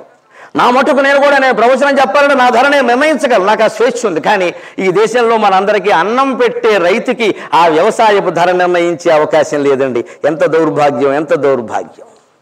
అతనికి ఒక్కడికే లేదు అర్హత. అతని ధరలు ఎవరో నిర్ణయిస్తారు. ఆ ఎరువులు ఎక్కడి నుంచో వస్తాయి, ఆ విత్తనాలు ఎక్కడి నుంచో వస్తాయి. మీరు ఇంజనీరింగ్ చేసి దయచేసి ఒక్క ఆత్మహత్యను ఆపగలిగేలా, రైతుల్ని వ్యవసాయం ప్రోత్సహించగలిగేలా మీ టెక్నాలజీ ఉపయోగపడితే రైతులందరి తరఫున చేతులెత్తి దండం పెడుతున్నా, చేతులెత్తి దండం పెడుతున్నా. రైతుల కోసం పనిచేయండి, రైతుల కోసం పనిచేయండి. ఈ మధ్య ఈనాడు పత్రికలో నేను చూశాను, కొత్త రకం టెక్నాలజీని వ్యవసాయాభివృద్ధి కోసం వినియోగించే విధానాలు ఉన్నాయి. వ్యవసాయం కోసం ఐటీ, వ్యవసాయం కోసం ఐటీ అనే వార్తలు వచ్చాయి. నేను క్షుణ్ణంగా చదివి చాలా ఆనందించా.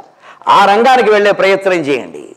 అందుకని వ్యవసాయం అంతా పక్కనెట్టేసి మనం ఎక్కడో సిటీలో కూర్చుందాం, అమెరికాలో ఉందాం, ఆస్ట్రేలియాలో ఉందాం, మన బతుకులు మనం చూసుకుందాం. ఇవాళ బ్రహ్మాండంగా చదువుతున్నారమ్మా, చదువులకు లోటేం లేదు. కానీ ఏమవుతుందో తెలుసా, అందరూ విదేశాలు వెళ్ళిపోతారు. ఇవాళ ఉద్యోగాల కోసం వెళ్ళేవారు పూర్వం, ఇప్పుడు చదువు కోసం కూడా పెడుతున్నారు. అందుకే మేము అనుకుంటున్నాం, ట్రంప్ వచ్చాడు మన దేశాన్ని ఉద్ధరించడానికి. ఇక ఎవడో వెళ్ళడు, ఎక్కడే ఉంటాడు. ఇంకా ట్రంప్ దగ్గరికి వెడితే దొంప తగ్గిపోవడం ఖాయం. మా బాగా వచ్చాడు ఇంకా బిగిస్తే మన దేశం బాగుపడుతుందండి. లేకపోతే ఇక్కడ కాస్త చదువు బాగా ఉండి ర్యాంక్ సంపాదిస్తే చాలు వాళ్ళు స్టేట్స్ వెళ్ళిపోతారు. ఇక్కడ మరి ఇక్కడ ఈ దేశం ఏమవ్వాలండి? ఉన్నవో అడు ఉన్నతోద్యోగి స్టేట్స్లో, లేనివో అడు గల్ఫ్లోన కూలి. ఒళ్ళు మండి ఒక అవధానంలో చెప్పాను నేను భారతదేశం పరిస్థితి గురించి. ఉన్నవో అడు ఉన్నతోద్యోగి స్టేట్స్లో, లేనివో అడు గల్ఫ్లోన కూలి. బద్ధకస్తులెల్ల భారతాంబిక పాలు. బాగా తెలివితేటలు ఉన్నవాడేమో అమెరికా వెళ్ళిపోతాడు, ఆస్ట్రేలియా వెళ్ళిపోతాడు. తెలివితేటల మాట ఎలా ఉన్నా పుస్తకాలు చదవకపోయినా కష్టపడి పని చేయగలిగిన వాడు దుబాయ్ వెళ్ళిపోతాడు, సౌదీ అరేబియా వెళ్ళిపోతాడు. అంటే ఇక్కడ తెలివితేటలు లేనివాడు, పని చేయనివాడు ఉంటాడు ఇక్కడ. ఎందుకంటే ప్రభుత్వం వారు పింఛన్ ఇస్తారు. వితంతువుకు పింఛన్, వికలాంగులకు పింఛన్, వృద్ధుడికో పింఛన్, మొగుడుండగానే భార్యకో పింఛన్, నిరుద్యోగికో పింఛన్. ఓటేస్తే చాలు మొత్తం పింఛన్. ఖాళీగా కూర్చొని మొత్తం 10,000 కొట్టేసేయాలి ఇంట్లో కూర్చొని. ఇంక వారికి వారు ఓట్లు కావాలి, వారు మళ్ళీ అధికారానికి రావడం ఒకరు కావాలి, ఉన్న అధికారాన్ని గుంజుకోవడం ఒకరికి కావాలి. మన బతుకులు ఎవరికి కావాలి? మనకు బతుకులు అక్కల్లా. అందుకే వారు డబ్బులు ఇస్తారు. ఎంతకాలం ఇస్తారో అప్పులు చేసి ఇస్తారు. అందులోనే వాళ్ళు శుభ్రంగా నొక్కేస్తారు. మనం ఎప్పుడైనా అడిగామనుకో, నీకు నెలకు 10,000 ఇచ్చాక నువ్వు ఎందుకు అడుగుతున్నావు అంటారు. ఆ డబ్బులు మనం పుచ్చుకున్నామంటే మనకు అడిగే అర్హత లేదు ఇంకా. అంచేది మీ విద్యార్థులు ప్రధానంగా దృష్టిలో పెట్టుకోండమ్మా. నిరుద్యోగ భృతి ఇస్తే మొహాన్న కొట్టండి. అదే మీ వ్యక్తిత్వం మాకు అక్కర్లేదని చెప్పాలి. మొహాన కొట్టండి. నా బతుకు నేను బతకగలను, నా కాళ్ళ మీద నేను నిలబడగలను, నువ్వు నాకు 2,000 3,000 ఇవ్వాల్సిన పని లేదు, నువ్వే దిగు, నీకే 3,000 ఇస్తామని చెప్పండి. పింఛన్ కావాలంటే దిగమనండి, మనమే ఇద్దాం పింఛన్ 3,000 పెట్టుకెళ్ళి. అది కాదండి ఆలోచించాల్సిన విధానం. వాళ్ళు ఇవ్వడం ఏంటి, మనం పుచ్చుకోవడం ఏంటండి? బీటెక్ చదివింది, ఎంటెక్ చదివింది ముష్టెత్తుకోవడానిక? మన కాళ్ళ మీద మనం నిలబడాలి. అందుకే మన సంస్కృతి ఏం చెబుతుందంటే, సరస్వతి సాక్షిగా ధనాధర్మక. నీకు ధనం వల్ల నీకు ధర్మాన్ని నిర్వహించే ధైర్యం వస్తుంది, ఖచ్చితంగా ధైర్యం వస్తుంది. నాకు సరిపడింది నేను సంపాదించుకున్నానండి, మొహమాటం లేకుండా చెబుతున్నాను. నేనేం పేదవాడిని కాదమ్మా, నేను మధ్యతరగతి కూడా కాదు, భగవంతుడి దేవుళ్ళ బాగానే ఉన్నాను, నాకేం ఇబ్బంది లేదు.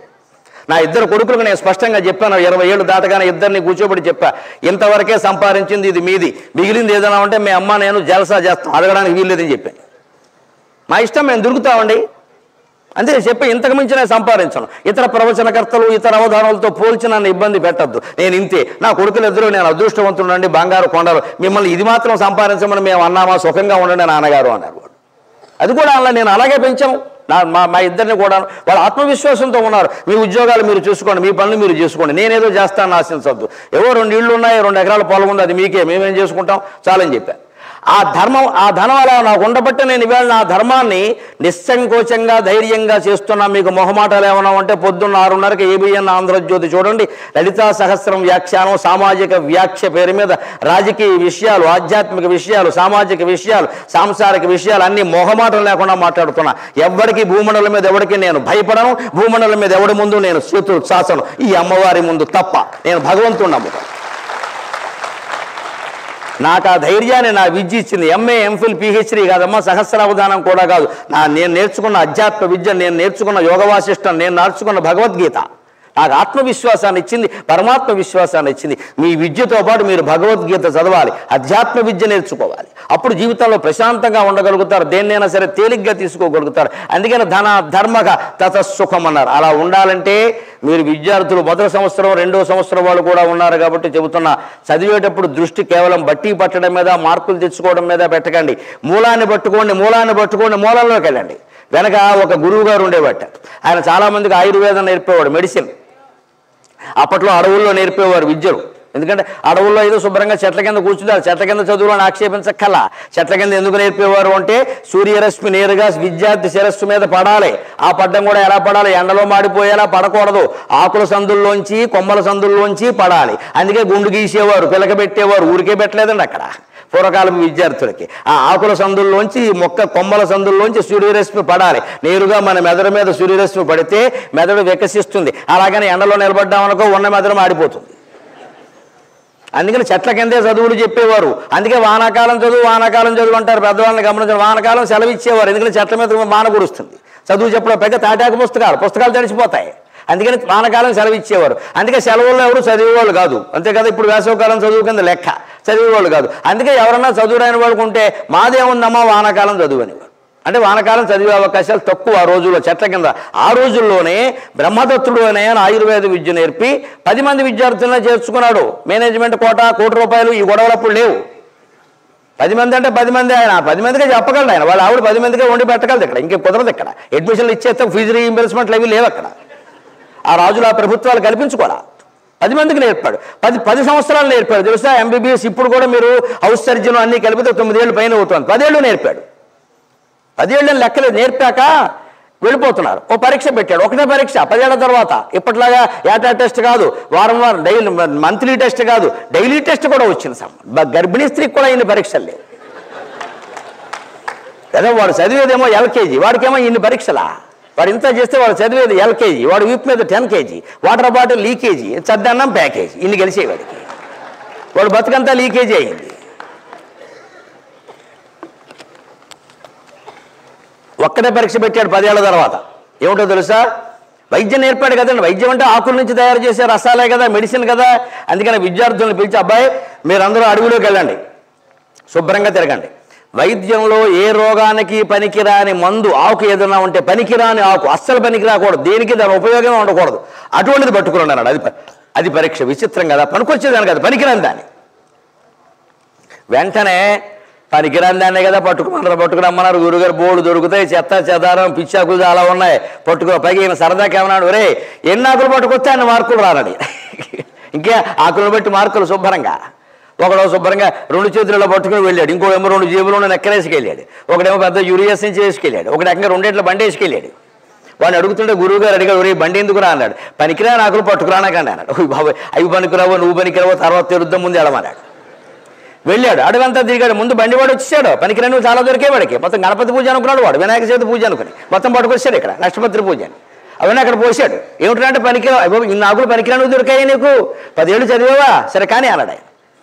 తర్వాత యూరియా సంచి వాడు వచ్చాడు, వాడు సంచి నిండా పట్టుకొచ్చాడు. వాడు ఇంకో 2 జేబులు వాడు వచ్చాడు, వాడు 2 జేబులు పట్టుకొచ్చి నిండా పట్టుకొచ్చాడు. పనికిరావు అని చెబుతాడు. చివరికి ఒకడు 2 ఆకులే పట్టుకొచ్చాడు. ఏమిట్రా ఈ విడాకులు అండి, ఎంతకంటే పనికిరాని నాకు కనపడలేదు అన్నాడు. మరి 2 ఆకులు అంటే విడాకులే కదా, దీని పేరు విడాకులు అండి, ఇంతకంటే పనికి మాలినవి నాకు కనపడదు. చివరికి ఒకడు ఉన్నాడు, ఒకటే పట్టుకొచ్చాడు ఆకు. ఏమిట్రా ఆకంటే పొగాకండి, ఇదే కండి పనికి మాలింది అన్నాడు. దీనివల్లే కదా మొత్తం ఊపిరితిత్తులు క్యాన్సర్ వచ్చి నాశనం అవుతున్నారు, నాకు పనికిరా నాకు ఇదండి అన్నాడు. ఆశ్చర్యకరంగా అప్పుడు ఒక్క విద్యార్థి వచ్చాడండి, ఒక్క విద్యార్థి. అతని పేరు జీవకుడు. అతను ఏమీ తీసుకురాలా, ఒట్టి చేతులతో వచ్చాడు, దిగులు మొహంతో ఉన్నాడు. వెంటనే ఈ గురువు ఆయన అడిగాడు, ఏమిట్రా అబ్బాయి నువ్వు ఒక్కటి కూడా తెలదంటే, క్షమించండి గురువర్య, నాకు పనికిరాని ఆకు ఏది అడవి మొత్తం మీద కనపడలేదండి, అన్నీ పనికొచ్చేవేనండి అన్నాడు. మిగిలిన శిష్యులు నోరు వెళ్ళబెట్టారు. గురువు కూడా ఒక్కసారి ఆశ్చర్యాన్ని నటించి, ఆయనకి ఆశ్చర్యం కాదు, ఆయన ఆశించే సమాధానమే ఇది. ఆయనకు ఆశ్చర్యం కాసేపు నటించి, ఒరే అన్నీ పనికొచ్చేవి అని ఎలా కనిపెట్టేవరా నువ్వు అన్నాడు ఆయన. మీరు విద్య నేర్పినప్పుడు మాతో రోజు ఒక ప్రార్థన చేయించేవారండి వైద్య విద్యార్థుల చేత. ఆ ప్రార్థన అర్థం అదే కదండి అన్నాడు. అమంత్రం అక్షరం నాస్తి, నాస్తి మూలం అనౌషధం, అయోగ్య పురుషో నాస్తి, ప్రయోగస్తత్ర దుర్లభగా. ఇది ప్రార్థన వైద్య విద్యార్థుల చేత. ఏమిటో తెలుసా, అమంత్రం అక్షరం నాస్తి, మంత్రం కాని అక్షరం లేదు. తెలుగులో ఉండే 56 అక్షరాలు, సంస్కృతంలో ఉండే 50 అక్షరాలు, క్రైస్తవ మతం లోతుల్లోకి వెళ్ళి పరిశీలిస్తే ఇంగ్లీష్లో ఉండే 26 అక్షరాలు మంత్రాక్షరాలేనమ్మా.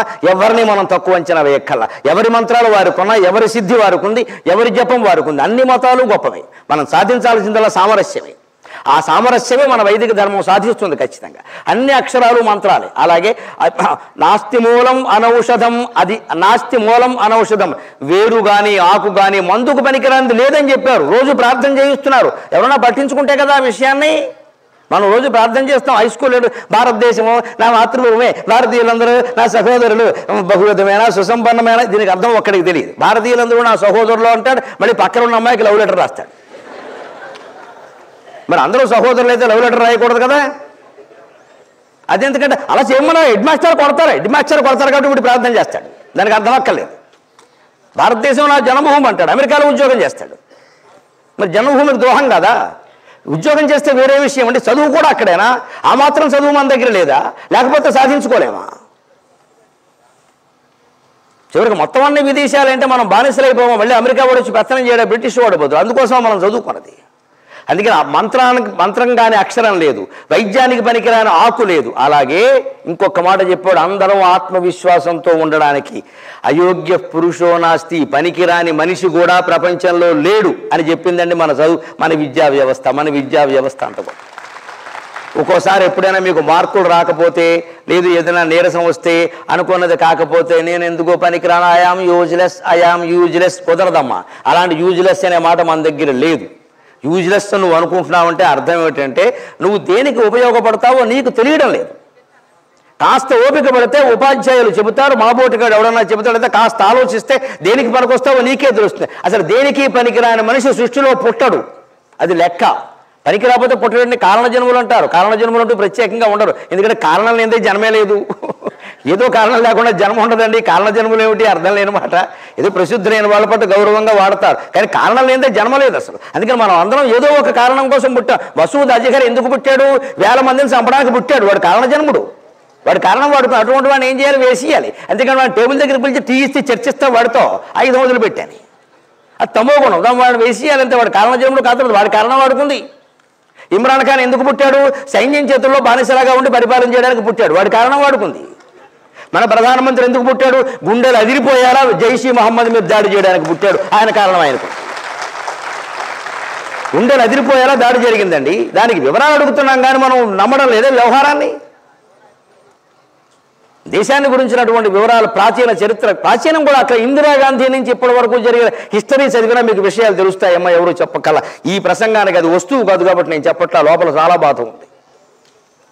ధైర్యం కలిగిన మనిషి ఉండాలి కేంద్రంలో, ధైర్యం కలిగిన మనిషి ఉండాలి, దమ్ము చూపించే మనిషి ఉండాలి, పారిపోయే మనిషి ఉండకూడదు. ఇక్కడ ఉండబట్టే జరిగింది. అక్కడ తోక ముడిచారు మొత్తం వెళ్ళి. ఇక్కడ బంధించినటువంటి మన అభినందనను 24 గంటలు తిరగకుండా విడిచిపెట్టారండి.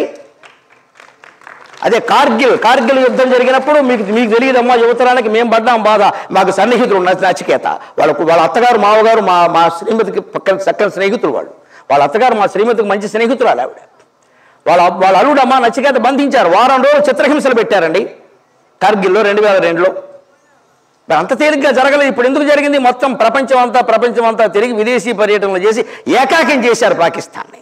దాంతో దారికి రాక తప్పలేదు. నిన్న పత్రికలు మీరు చూస్తుంటారు, మరోసారి భారత్లో జవాన్ల వధ జరిగితే యుద్ధమే జరుగుతుందని అమెరికా వాడు హెచ్చరించాడు. పాకిస్తాన్ని మనం హెచ్చరించాలి, అమెరికా వాడు హెచ్చరించాడు.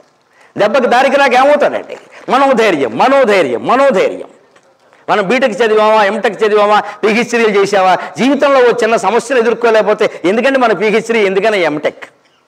అందుకని ఆ విద్యార్థి అన్నాడు, పనికిరాని మనిషి లేదండి, వైద్యానికి పనికిరాని ఆకు లేదండి అంటే అప్పుడు ఆ గురువు చాలా ఆనందించి, నువ్వురా విద్యార్థి అంటే వీళ్ళందరూ ఏవో పట్టుకొచ్చారు కదా, దేనికి పనికొస్తాయో చెప్పాలి. క్లాస్ ఎగ్జామినేషన్ వెంటనే ఉత్తరేణి ఆకు తీశాడు, ఒప్పల్లో తీశాడు, దంతధావనానికి పనికొస్తుందండి అన్నాడు. గన్నేరాకు తీశాడు, దేనికో పనికొస్తున్నాడు. అలాగే అతిసారానికి ఆకు మారేడాకు తీశాడు. మారేడాకు ఎందుకు పనికొస్తుంది తెలుసా? చెమ్మ హరించడానికి పనికొస్తుంది. చెమ్మ ఎక్కడైనా తడి ఉంటే 4 మారేడు దళాలు వేస్తే చెమ్మ పీల్చేస్తుంది. అందుకే శివాలయాల్లో మారేడాకు వేస్తారమ్మా. శివుడికి మారేడాకు ఇష్టం అంటే అది అర్థం. మన సంస్కృతి అంత గొప్పది. మనం ఏమనుకుంటాం, 4 ఆకులు ఇష్టం అంటే 400 ఆకులు వేస్తే ఇంకెంత ఇష్టమో, 1,00,000 పత్తి వేస్తే ఇంకెంత ఇష్టమో. మొత్తం శివుడు మునిగిపోయాడు ఇక్కడ. నీకు మిఠాయిండి ఇష్టం అనుకుందాం తల్లి, నీకు 1 మిఠాయిండి పెడితే తింటావు, 2 లడ్డూలు పెడితే తింటావు, 6 పెడితే లడ్డూ పెట్టి నన్ను కొట్టావు, మొత్తిపోదు. శివుడికైనా అంతే. మారేడాకులు ఓవర్ యాక్షన్ చేయకూడదు, 1,00,000 కోటి వేయకూడదు, అజ్ఞానం. అక్కడ శివాలయంలో అభిషేకం జరుగుతుంది. అభిషేకం జరిగితే ఎప్పుడు నీళ్లు ఉంటాయండి. ఆ నీళ్లున్న చోట చెమ్మ ఉంటుంది కదా. లింగం దెబ్బతినకుండా, విగ్రహం దెబ్బతినకుండా మారేడాకులు వేయమన్నారు. మనం ఏం చేస్తాం? Over action. శివుడికి మారేడాకులు వేసాయి, 1 కోటి వేసాయి, 2 లారీలు పోసాయి, చందాలు వసూలు చేసాయి, మెగా పార్టీ పెట్టాయి, పిలిచాయి, గరికపాటి వారు పిలిచాయి, శివ మహిమ మాట్లాడు మనం. ఇలా ధైర్యం మొత్తం ఆధ్యాత్మిక వ్యవస్థ. శివుడికి మారేడాకులు ఎందుకు ఇష్టం, విష్ణువుకి తులసి ఎందుకు ఇష్టం, అసలు మన బ్రెయిన్ ఆలోచించదో. తులసి ఇష్టం, తోసాయి అంతే. తులసి ఎందుకు ఇష్టమో తెలుసా? విష్ణువుకి పరిశోధన అంటే చెబుతున్నా, మీ సాంకేతికతలో మీరు పరిశోధన చేయండి, మూలంలోకి వెళ్ళాం. తులసి ఎందుకు విష్ణువుకి ఇష్టం అంటే విష్ణువుకి అభిషేకాలు చెయ్యరు, అందరికీ చేసేస్తున్నాం మనం, అతి అలవాటై. చేయకూడదు. విగ్రహానికి అభిషేకం చేయకూడదు, లింగ రూపానికే అభిషేకం చేయాలి. అభిషేకం ఎందుకు అంటే పోసిన నీళ్ళన్నీ జారిపోవాలి. ఎందుకో తెలుసా? జీవితం అర్థం కావడానికి. వచ్చింది ప్రతిదీ పోతుంది. 2 ఏళ్ళప్పుడు పిల్లాడు నడుస్తాడు. అప్పుడు ఏమంటారు? ఆ పిల్లాడిని చూసి, మా అబ్బాయి అప్పుడే నడిచేసాడు, వీధిలోకి వెళ్ళిపోతున్నాడు, పట్టుకోలేకపోతున్నాం అంటుంది తల్లి ఆనందంగా. ఈ 2 ఏళ్ల వాడికి 70 ఏళ్ళు రాగానే వాళ్ళ కోళ్ళు ఏముంటుంది? మా మామగారికి పక్షవాతం వచ్చింది, బయటికి వెళ్ళట్లేదు, వచ్చిన నడకే పోయింది. ఈ 2 ఏళ్ల కుర్రాడికి అంతకంటే ముందు మాట వచ్చింది. మాట వచ్చినప్పుడు ఏమైంది, తల్లితో అత్త అత్త అత్త అత్త అత్త అని ఏదో మాట్లాడాడు. వెంటనే తల్లికి ఆనందంగా వాడికి మాట వచ్చేసింది, అత్త తాత అంటున్నాడు అని చెప్పేసింది. అందరికీ ఏవో అరిసెలు పంచి పెట్టేసింది. మళ్ళీ వచ్చిన మాట ఏమైంది, వీడికి 80 ఏళ్ళు రాగానే వాడు కోళ్ళు ఏమంది, మా మామగారికి మాట పోయింది, అన్ని సౌజ్ఞలే, వచ్చిన మాట పోయింది. అంతకంటే ముందు మాట రావడం కంటే ముందు స్పృహ వచ్చింది, గుర్తుపడుతున్నాడు. తల్లిని గుర్తుపట్టాడు మనసులో ఉండి. చిన్నపిల్లాడు మేనమామను గుర్తుపెట్టాడు. వెంటనే తల్లికి ఆనందమైంది, వాడు అందరినీ గుర్తుపెట్టేస్తున్నాడు. వాళ్ళ మావయ్య రాగానే మావయ్య పలకరించి, ఎందుకు పలకరించాలి, మా మేనమామను పలకరిస్తాడు, ఎవడన్నా కూతురుంది కదా ఇస్తాడు, పెళ్లి చేస్తాడని. లేకపోతే ఎందుకు పలకరిస్తాడు, అందుకే వాళ్ళ మావయ్యను పలకరించాడు అని సంతోషించింది. ఈ వచ్చినటువంటి వాడికి పిల్లాడికి 90 ఏళ్ళు దాటగానే వాళ్ళ కోళ్ళు ఏమందండి, మా మామగారికి చూపు కూడా లేదు, ఎవరు చేస్తున్నారో కూడా తెలియదు అంటే ఆలోచించండి. వచ్చిన నడక పోయింది, వచ్చిన మాట పోయింది, వచ్చిన చూపు పోయింది, వచ్చినవన్నీ పోతాయి. అందుకే శివలింగానికి అభిషేకం చేస్తే నీళ్ళన్నీ జారిపోతాయి, అన్నీ జారిపోతాయి. బీ ప్రిపేర్డ్, సిద్ధంగా ఉండు. ఇది అభిషేక తత్వం, ఇది శివాలయం లక్ష్యం, ఇది అభిషేకం. ఏదొచ్చినా పోతుంది, పశు నీళ్ళన్నీ పోతున్నాయిగా. అలాగే విష్ణువు దగ్గర పోవాలి, ఎందుకని విగ్రహం అక్కడ. అందుకని ఆయనకి దండలేస్తారు, ఇలాంటి దండలేస్తే ఇబ్బంది ఏమిటో తెలుసా, నాకు నియమం, నేను పూలదండ మెళ్ళలో వేసుకోను, 10 ఏళ్ళు అయింది నేను వేసుకొని మానేశాను. ఎందుకో తెలుసా, మీకు తెలియదు, ఆ బాధ మాకు తెలుసు. వీరమాల జయమాల పట్టుకొచ్చి వేస్తారు, వాటిలో పురుగులు ఉంటాయేమో మాకు తెలుసు. మొత్తం మెడ చుట్టూ చేరి కుట్టేస్తూ ఉంటాయి. నేను ఇక్కడ మాట్లాడుతుంటే లోపల వాటిపైన అవి చేస్తాయి. నేను మాట్లాడవద్దా, నాకు తెలుసు అనుభవం, అందుకే నేను దండ వేసుకోను. కాకపోతే ఈ దేశంలో శాస్త్రీయ విజ్ఞానం చెబితే ఎవడో నమ్మడు. పురుగులు ఉంటాయి, పురుగులు లేని దండలండి, నీళ్లు లేని దండలండి, మీకోసం తెచ్చామండి. అంత ఓవర్ యాక్షన్గా ఎక్కువైపోతారు ఇక్కడ భక్తులు అంటే. అదే అందుకే నేను సెంటిమెంట్ పెట్టా. మా అమ్మగారు పోయిన తర్వాత కాశీ వెళ్ళి అక్కడ పూలదండ వదిలేసా కావాలని. గైలో ఏదో వదిలేస్తారు. ఈ దేశంలో సెంటిమెంట్కి లొంగుతారు కానీ సైంటిఫిక్గా లొంగరు. అందుకే నేను సభల్లో చెప్పా, మా అమ్మ పోయినప్పుడు నేను పూలదండ గైలో వదిలేసా, ఎవరు వేయొద్దన్నారు. మళ్ళీ ఎవడన్నా వేస్తే ఒకటి, ఎందుకంటే వేస్తే విడిపోతాడు. అంత సెంటిమెంట్ ఈ దేశంలో. విచిత్రం అండి మనుషులు. శాస్త్రీయ విజ్ఞానం చెబితే అర్థం కాదు. అందుకే ఇవాళ మీరు నేర్చుకోవాల్సింది, నా పిల్లలుగా భావించి చెబుతున్నా, మీరు ఈ టెక్నాలజీని పల్లెటూళ్ళలోకి తీసుకెళ్ళండి, వాళ్ళ భాషలో చెప్పండి, వాళ్ళకి అర్థమయ్యేలా చెప్పండి. శాస్త్రీయ విజ్ఞానం ఈ దేశంలో చాలా అవసరం అమ్మా, చాలా అవసరం. ఒక స్వామీజీని గౌరవించినంత గొప్పగా ఒక శాస్త్రవేత్తను గౌరవించగలిగినాడు భారతదేశం బాగుపడుతుంది. ఒక ఇంజనీర్ అంటే చెయ్యెత్తి నమస్కారం పెట్టాలమ్మా. వాడా ఇంజనీరా, ఎంత సంపాదిస్తున్నావు, ప్యాకేజీ ఎంత, ఇంజనీర్ అంటే ప్యాకేజీయా?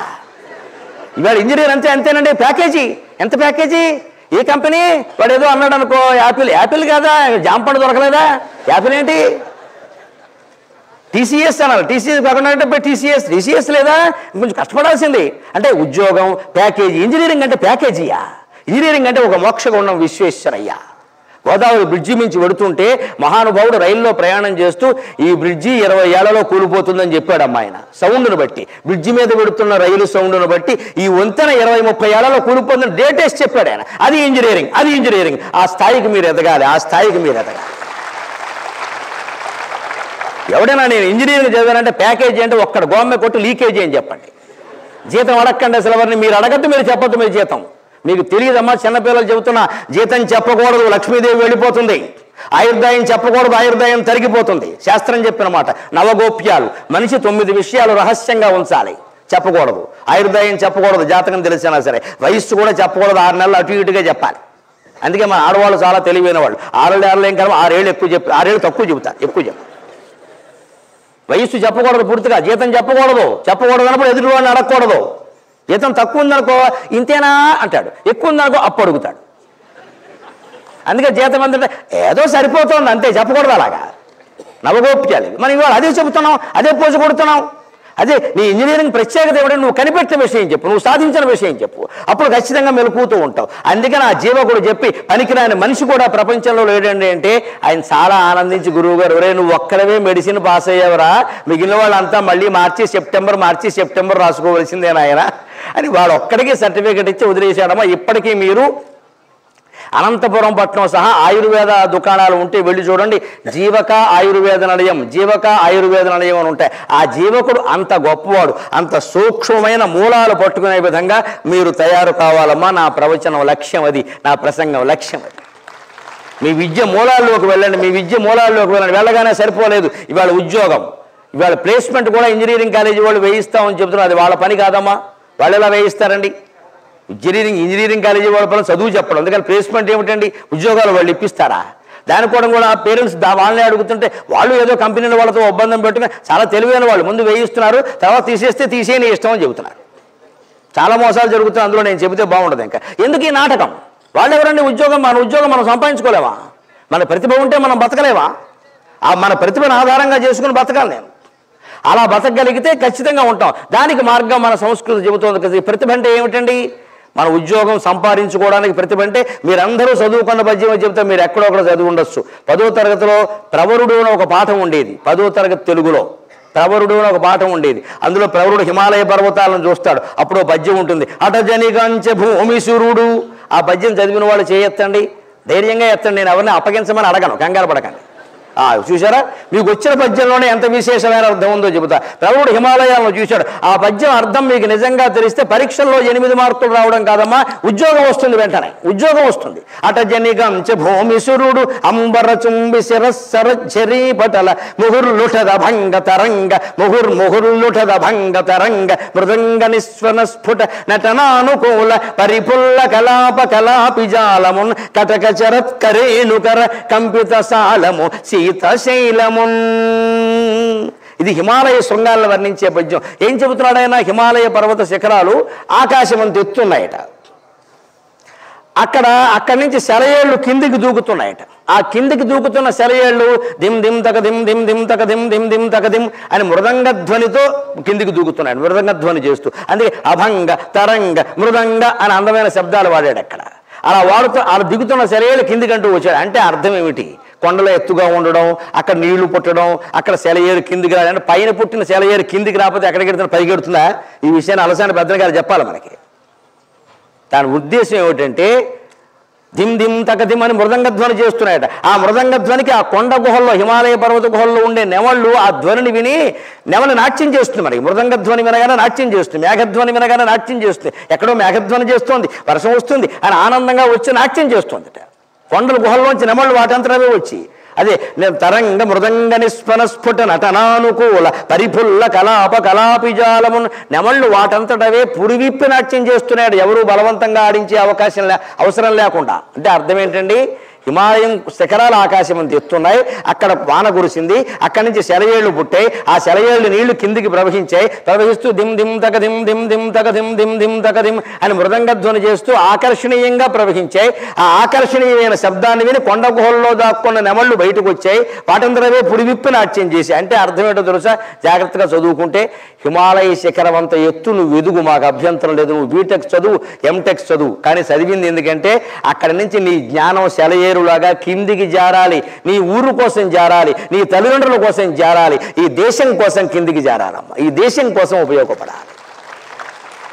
నువ్వు ఎంత జ్ఞానమైనా సంపాదించు, హిమాలయ పర్వతంలో ఎదుగు. అదంతా ఎందుకంటే నీ తల్లిదండ్రుల కోసం, నీ ఊరు కోసం, నీ దేశం కోసం, అమెరికా కోసం, ఆస్ట్రేలియా కోసం కాదండి. వాళ్ళెవరికో సేవ చేయడానిక మనం చదువుకునేది.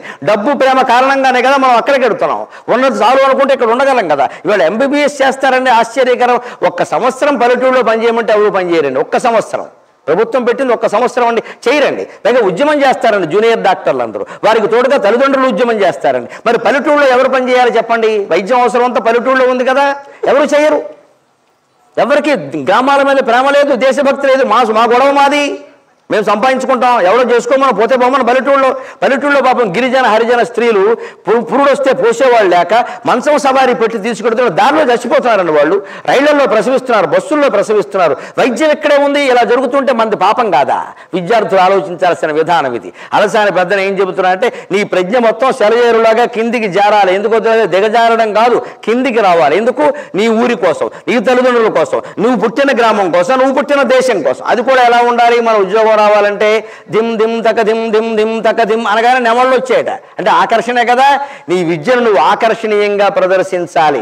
ఆకర్షణీయంగా ప్రదర్శించడం అంటే ఇవాళ మీరు ఇప్పుడు నేను మొదలెట్టి ఇంచుమించుగా గంట అయింది. ఈ ఆకర్షణీయత ఏమిటో ఇప్పుడు మీరు చూశారు. ఆకలేసి నేనున్నాను, ఆకలేసి మీరున్నారు. అయినా కూర్చున్నారా లేదా, వింటున్నారా లేదా, బలవంతంగా కూర్చున్నారని నేను అనుకోవడం లేదు.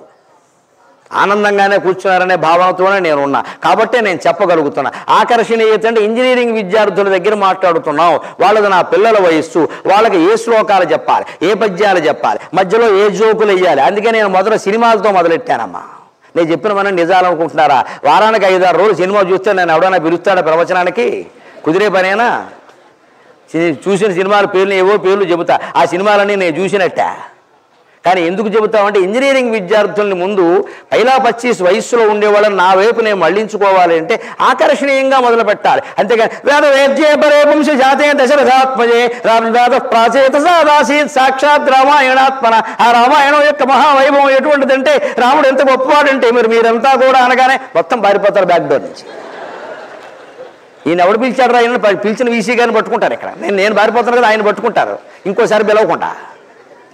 ఆకర్షణీయత అంటే నీకు వచ్చిన ప్రవచనాన్ని, నీకు వచ్చిన సంస్కృత జ్ఞానాన్ని ఉన్న జనాన్ని బట్టి, వాళ్ళ వయస్సులను బట్టి, వాళ్ళ మనస్సులను బట్టి ఎలా అందిస్తే బాగుంటుందో అలా అందించాలి. అది ఆకర్షణీయత. దానికి కొంత అభ్యాసం చేయాలి. నా ఇల్లాలనగా నాతో వచ్చింది పొద్దున్న అంత హడావుల్లో నేను 8:30, 9 వరకు అవేలేకపోయినా అక్కడ కూర్చొని బల్ల మీద కూర్చొని నేను ఏం చెప్పాలో తయారయ్యానండి. నేను గాలి మాటలు మాట్లాడాలా, కాగితం ఇక్కడుందేమో స్పష్టంగా నేను తయారయ్యా. 60 ఏళ్ల వయస్సులో కొన్ని వేల ప్రసంగాలు చేసిన వాడిని ఇప్పుడు నేను తయారవడం అవసరమా? కానీ బాధ్యత బాధ్యత బాధ్యత. We're paid for it. మనం మర్యాదలు చేస్తున్నారు. ఏసీ ఫస్ట్ క్లాసులో తీసుకొచ్చారు మమ్మల్ని, సకల మర్యాదలు చేస్తున్నారు. ఇక్కడ మేము ఊరికే ఏం చెప్పట్లేదు. ఇక్కడ వారి ఆ ప్రసంగానికి మనం న్యాయం చేయాలి. మాస్టర్ వచ్చారు, మా పిల్లలకి మంచి మాటలు చెప్పారు, సంతోషించాలి. కాలక్షేపం చేశారు అనుకోకూడదు. అంటే నాకు బాధ్యత ఉండాలి. అందుకే నేను హోటల్లో కూర్చొని అరగంట తయారయ్యాను. నాకు పూర్వమే బాగా విషయాలు తెలుసు కాబట్టి ఏమి చెప్పాలి. 20 విషయాలు రాసుకున్నా, అందులో 12 ఎంపిక చేసుకున్నా. 12 చెబుతున్నాను ఏదో రకంగా. కొన్ని ఒకటి రావచ్చు, ఇంకోటి రావచ్చు. మొత్తం మీద ప్రయత్నం చేస్తున్నాం. ఇది తయారవ్వడం. విద్యార్థి తయారవ్వాలి, ఉపాధ్యాయుడు తయారవ్వాలి. అందుకని మన ప్రసంగాన్ని, మన ఇంజనీరింగ్ వృత్తిని, మన వైద్య వృత్తిని దేన్నైనా సరే మనం ఆకర్షణీయంగా మార్చాలి. కొత్త కొత్త ఇంజనీరింగ్ టెక్నిక్స్ మీరు కనిపెట్టాలి. వ్యవసాయంలో కానీ, వ్యాపారంలో కానీ, బిల్డింగ్ భవనాల నిర్మాణంలో కానీ, వంతెనల నిర్మాణంలో కానీ, అలాగే ముఖ్యంగా ఇవాళ పర్యావరణం ప్లాస్టిక్ దారుణంగా తయారవుతుంది వినియోగం. ప్లాస్టిక్ కాకుండా ఈ సీసాలన్నింటికీ ప్రత్యామ్నాయంగా పర్యావరణాన్ని పాడు చేయింది ఏదైనా మీరు కనిపెట్టగలిగితే జాతి మొత్తం మీకు రుణపడి ఉంటుందమ్మా. జాతి రుణపడి ఉంటుంది. ఇవాళ అత్యవసరమైన సమస్య. నేను కూడా ఇక్కడ ఉపయోగిస్తున్నాను కానీ ఎప్పటికప్పుడు బాధపడుతున్నా. ఇది మార్చగలిగితే బాగుండేది, ఇది మార్చగలిగితే బాగుండేది. కానీ నేను ఒక చోట కార్యకర్తలకు చెబుతాను. కానీ వాళ్ళు ఏమిటంటే నా ఎందు అతిభక్తి వాళ్ళు ఏం చేస్తారు, స్టీల్ గ్లాసు జగ్గు పెట్టారు, వెండి చెంబు పెట్టేస్తున్నారు అక్కడ. ఇప్పుడు నేను బాగానే ఉంటాను, ఆ వెండి చెంబు తర్వాత ఏమవుతుందో తెలియదు. ఈ ఇబ్బందులు ఉంటాయి. అందుకే నేను వద్దులే బాబు చెబుతున్నాను. ఇవి మార్చేయగలిగితే ఎంత బాగుండేదండి. ఈ ప్లాస్టిక్ వాడకుండా మనం ఇంకేం చేయలేమా? కొన్ని తొందరగా కరిగిపోయేది ఏదైనా కనిపెట్టలేమా? మన చదువులన్నీ దేనికి? ఈ ఆలోచన చేయండి. కొత్తది కనిపెట్టాలని మీరు ఆలోచన చేస్తే ఖచ్చితమైన విజయాన్ని సాధిస్తారు. అది విద్యకు లక్ష్యం. ఆ రకంగా సాధించిన ఉద్యోగాన్ని ఎలా నిలబెట్టుకోవాలో తెలుసా? ఇవాళ ఉద్యోగాలు ఉండట్లేదు. సాఫ్ట్వేర్లో ఉన్నవాళ్ళు ఎవరికి, ఇతర సంస్థల్లో కూడా వయస్సు 40 ఏళ్ళు దాటాక ఉద్యోగం ఉంటుందని గ్యారంటీ లేదు. ఎందుకు తీసేస్తారు? 2 కారణాలు. బాగా పనిచేస్తే తీసేస్తారు, ఎందుకంటే ఎక్కువ జీతం ఇవ్వాలి కాబట్టి. బాగా పని చేయలేదనుకో ముందే తీసేస్తారు, పని చేయట్లేదు కాబట్టి. అంటే మన ప్రతిభ మనకు ఆటంకం అయిపోతుంది. కష్టపడి పనిచేసాం, ఆటంకం అయిపోతుంది. ఇవాళ పూర్వం అలా కాదండి. పోస్ట్ మాస్టర్గా ఉద్యోగం వచ్చింది అంటే పల్లెటూళ్ళలో 10,000 జీతంతో వచ్చినా సరే 30 ఏళ్ళకి 30,000తో రిటైర్ అయినా సరే ఉద్యోగం గ్యారంటీ, తీసేవాళ్ళే. ప్రభుత్వ ఉద్యోగం వచ్చిందంటే గ్యారంటీ. ఇవాళ దురదృష్టవశాత్తు ఏ ఉద్యోగాలు గ్యారంటీ లేవు. ఎవరు ఎంతకాలం ఉంటారో తెలియదు. ఇటువంటి సమాజంలో బతకాలంటే మన సాహిత్యం, తెలుగు సాహిత్యం. మీకు అందరూ ఇంగ్లీష్ నేర్చుకోండి, ఇంగ్లీష్ ముఖ్యం, ఇంగ్లీష్ నేర్చుకుంటే ఉద్యోగాలు వస్తాయని చెబుతున్నారు కదా. నేను ఒక్క మాట చెబుతున్నా, ఇంగ్లీష్ నేర్చుకుంటే ఉద్యోగం రావచ్చు, కానీ ఉద్యోగం నిలబడాలంటే తెలుగు నేర్చుకోవాలి, తెలుగు సాహిత్యం చదవాలి. అమ్మాయిలను వల్లో వేయడానికి దానికి ఐ లవ్ యూ పనికి రావచ్చు, అమ్మా ఇంగ్లీష్ పనికి రావచ్చు. కానీ వచ్చిన అమ్మాయి కాపురం చేయాలంటే తెలుగు సాహిత్యం నేర్చుకోవాలి. సాహిత్యం చదివితే కాపురం ఎలా చేయాలో తెలుస్తుంది. సాహిత్యం చదివితే ఉద్యోగం ఎలా నిలబెట్టుకోవాలో తెలుస్తుంది. సాహిత్యం చదివితే అందులో అధ్యాత్మ విద్య, వేదాంత విద్య, భగవత్ సంబంధమైన విద్య చదవగలిగితే ఆత్మవిశ్వాసం, పరమాత్మ విశ్వాసం 2 ఉంటాయి ఖచ్చితంగా. మన జయించేవాడే లేడు జీవితంలో, మనం ఓడిపోం. సమస్యలను మనం ఎదుర్కొనే సమస్య లేదండి. మన ఎక్కడో పత్రిక వారు ఇంటర్వ్యూ చేస్తూ అడిగారు, మీరు చాలా సమస్యలను ఎదుర్కొన్నారు కదండి జీవితంలో, ఎలా ఎదుర్కొన్నారన్న. నేనేం చెప్పాను తెలుసా? నేను ఎదుర్కోలేదు, నేను ధైర్యంగా నిలబడ్డాను, సమస్య నన్ను ఎదుర్కొని పారిపోయిందని చెప్పాను. అలా ఉండాలి ధైర్యం. మనం ఎదుర్కోం, మనం ఏం ప్రయత్నం, మనం నిలబడతాం అంతే. దుఃఖం రాని తట్టుకుంటాం, ఏం కాదు. దుఃఖం రాకపోతే సుఖం వస్తుంది. ఎప్పుడు పగలు చీకటి రావట్లేదా? శుక్లపక్షం కృష్ణపక్షం లేదా? సూర్యుడు చంద్రుడు లేరా? మనకు మాత్రం సుఖాలు ఎలా ఉంటాయండి? ఆశ్చర్యకరమైన విషయం. మనం నిలబడతాం, మనం ఏడవో నవ్వో నిలబడతాం అంతే పరిణామానికి. కానీ ఉపాయం చెబుతాం అంతే, అదే పోతుంది. నువ్వు మేరు పర్వతాల్లో నువ్వు నిలబడితే సమస్య నిన్ను తాకి వెళ్ళిపోతుంది వెనక్కి. నువ్వు ఎదుర్కొనే ప్రయత్నం చేస్తే బలహీనపడతావు. ఎదుర్కోవక్కర్లేదు, నిలబడితే చాలు. ఆ ధైర్యం సంపాదించగలగాలి. ఆ ధైర్యం మనకి సాహిత్యం ఇస్తుందండి. భర్తృహరి సుభాషితాల్లో చెబుతాడు, ఉద్యోగం పోతే కూడా డేలా పడక్కల్లా, మధ్యలో తీసేసిన డేలా పడక్కల్లా. ఉదాహరణ ఏమిటో తెలుసా? బ్రహ్మలోకంలో ఓ గొడవ జరిగింది. పురాణాల్లో కథలు సరదాగా ఉంటాయి. బ్రహ్మలోకంలో ఓ గొడవ జరిగింది. బ్రహ్మదేవుడు వాహనం ఎవరండి? హంస. సరస్వతీదేవికి కూడా వాహనం హంసే. ఇద్దరికి ఒకటే కారా? 2 కార్లు కొనుక్కోలేరా? బ్యాంకు వాళ్ళు లోన్ ఇవ్వలేదా? అది ఖగోళ శాస్త్రం అమ్మ. భారతీయ అధ్యాత్మ విద్య మొత్తం ఖగోళ శాస్త్రం. కేవలం బొమ్మల కొలువు కాదు ఇది, విగ్రహారాధన కాదు ఇది. ఇద్దరికీ ఒకే హంస. ఎందుకు? మీరు ఆకాశంలో చూడండి, రాత్రి నక్షత్రాలు కనిపించేటప్పుడు బ్రహ్మకి సంబంధించిన నక్షత్రం ఉంటుంది. దాన్ని వేగాస్ అంటారు గ్రీక్ వాళ్ళు. మనం వేదాక్ అన్నారు. వేదాక్ అంటే బ్రహ్మ 4 ముఖాలతో ఉంటుందమ్మా ఖచ్చితంగా. చతుర్ముఖ నక్షత్రం, అందుకే చతుర్ముఖ బ్రహ్మ. కాస్త దూరంలో చూడండి, మూలా నక్షత్రం ఉంటుంది. మూలా నక్షత్రం ఎలా ఉంటుంది తెలుసా? వీణ ఆకారంలో ఉంటుందండి, ఆశ్చర్యకరంగా. మూలంటే వీణ, అందుకే మూలా నక్షత్రంలోనే సరస్వతి పుట్టింది. సరస్వతి చేతుల్లో వీణ ఉంది. అంత గొప్పది మన హిందూ ధర్మం, అంత గొప్పది మన విగ్రహారాధన. వాటిని బొమ్మలను చేసి పెళ్లిళ్ళు చేసి అక్షంతలను ఎత్తి మీద వేసుకుంటే మనకేం తెలియట్లేదు విశేషాలు ఇక్కడ. అదంతా ఖగోళ శాస్త్రం, కేవలం బొమ్మల పెళ్లి కాదండి ఇది. బ్రహ్మ నక్షత్రం చతుర్ముఖాకారంలో ఉంటుంది, చతుర్ముఖ బ్రహ్మ. సరస్వతి నక్షత్రం వీణాకారంలో ఉంటుంది, అందుకే సరస్వతి చేతుల్లో వీణ. ఆ నక్షత్రం పేరు మూల. ఆ మూలా నక్షత్రమే సరస్వతికి ఆరాధన. దసరా నవరాత్రుల్లో మూలా నక్షత్రం ఉన్న రోజున సరస్వతిని ఆరాధిస్తారు ప్రత్యేకంగా. ఈ 2 నక్షత్రాలకి మధ్యలో ఒకటి ఉంటుంది. మీకు నాసా వాళ్ళ మ్యాప్ చూసినా నెట్లో అర్థమైపోతుంది. ఆ మధ్యలో ఉన్న నక్షత్రం మొత్తం హంస ఆకారంలో ఉంటుందమ్మా. నక్షత్ర సముదాయం 2 నక్షత్రాల మధ్యలో హంస ఉంది. అందుకే మన పురాణ కథలో ఏం చెప్పారు అంటే, బ్రహ్మదేవుడికి సరస్వతీదేవికి హంస వాహనం అని చెప్పారు. 2 వాహనాలు చెప్పాల, రెండింటి మధ్యలో ఉంది కాదు. అంతేగాని హంస ఎక్కి వీళ్ళిద్దరూ మొత్తం కోనసీమ చూడడానికి వెడతారని కాదు, ఇక్కడ లేపాక్షి చూడడానికి వెడతారని కాదు. అలా అర్థం చేసుకోకూడదు పురాణ కథని. కథ అలాగే చెబుతారు. అలాగే ఒక కథ చెప్పారు మన ఉద్యోగాల కోసం. ఏమిటో తెలుసా? ఒక హంస ఒక రోజున ఆలస్యంగా వచ్చింది డ్యూటీకి. వాహనం కదా, బ్రహ్మదేవుడు ఎక్కడికో వెళ్ళాలని అనుకున్నాడు, వెళ్ళలేకపోయాడు. ఎందుకు? హంస ఆలస్యంగా వచ్చింది. వెంటనే బ్రహ్మదేవుడు కోపం వచ్చింది.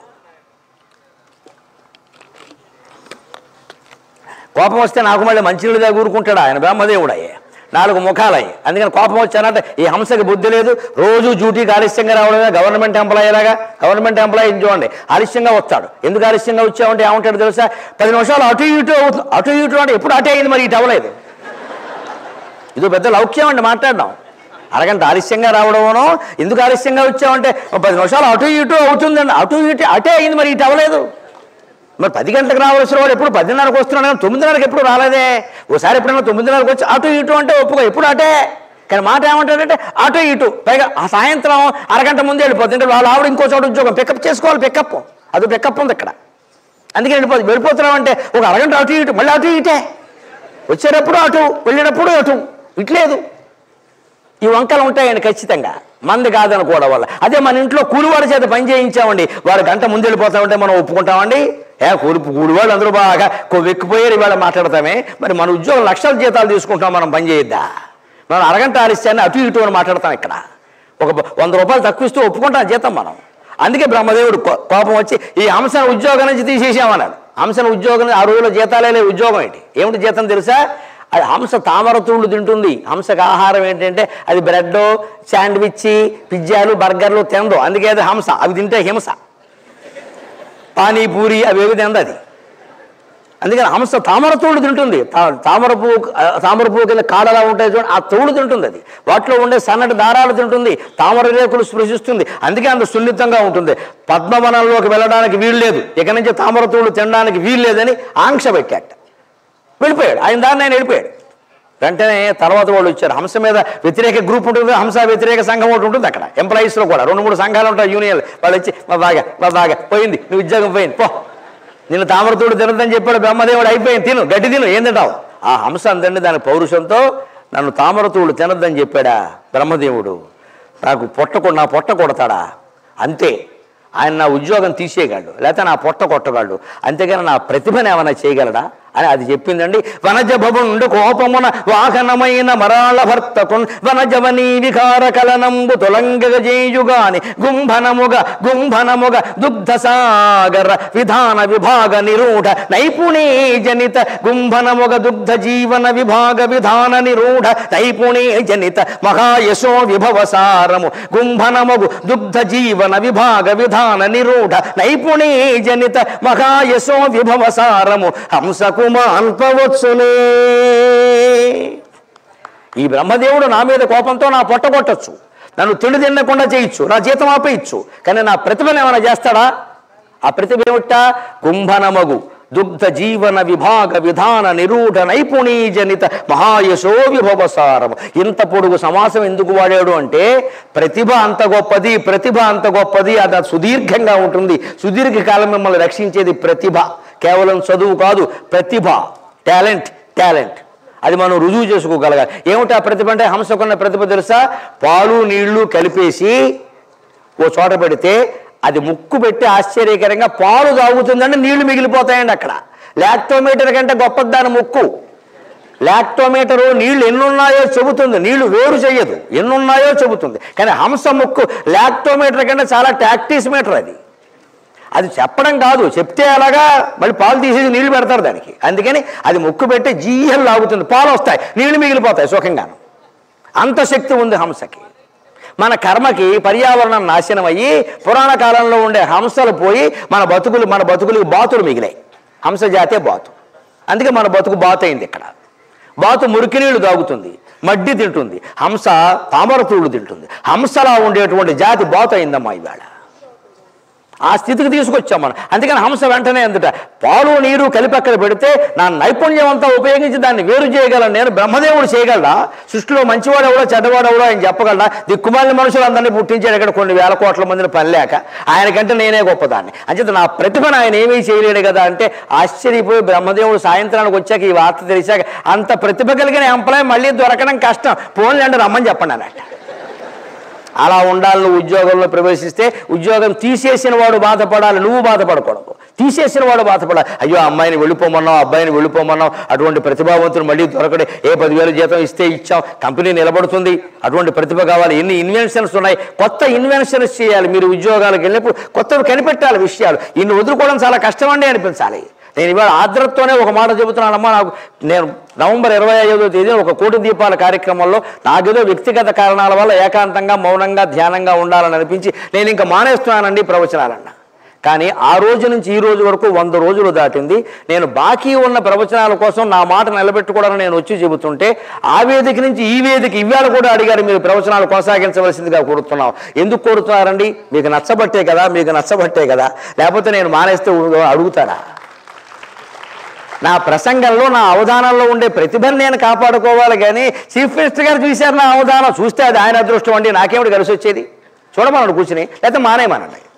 ఎవరట?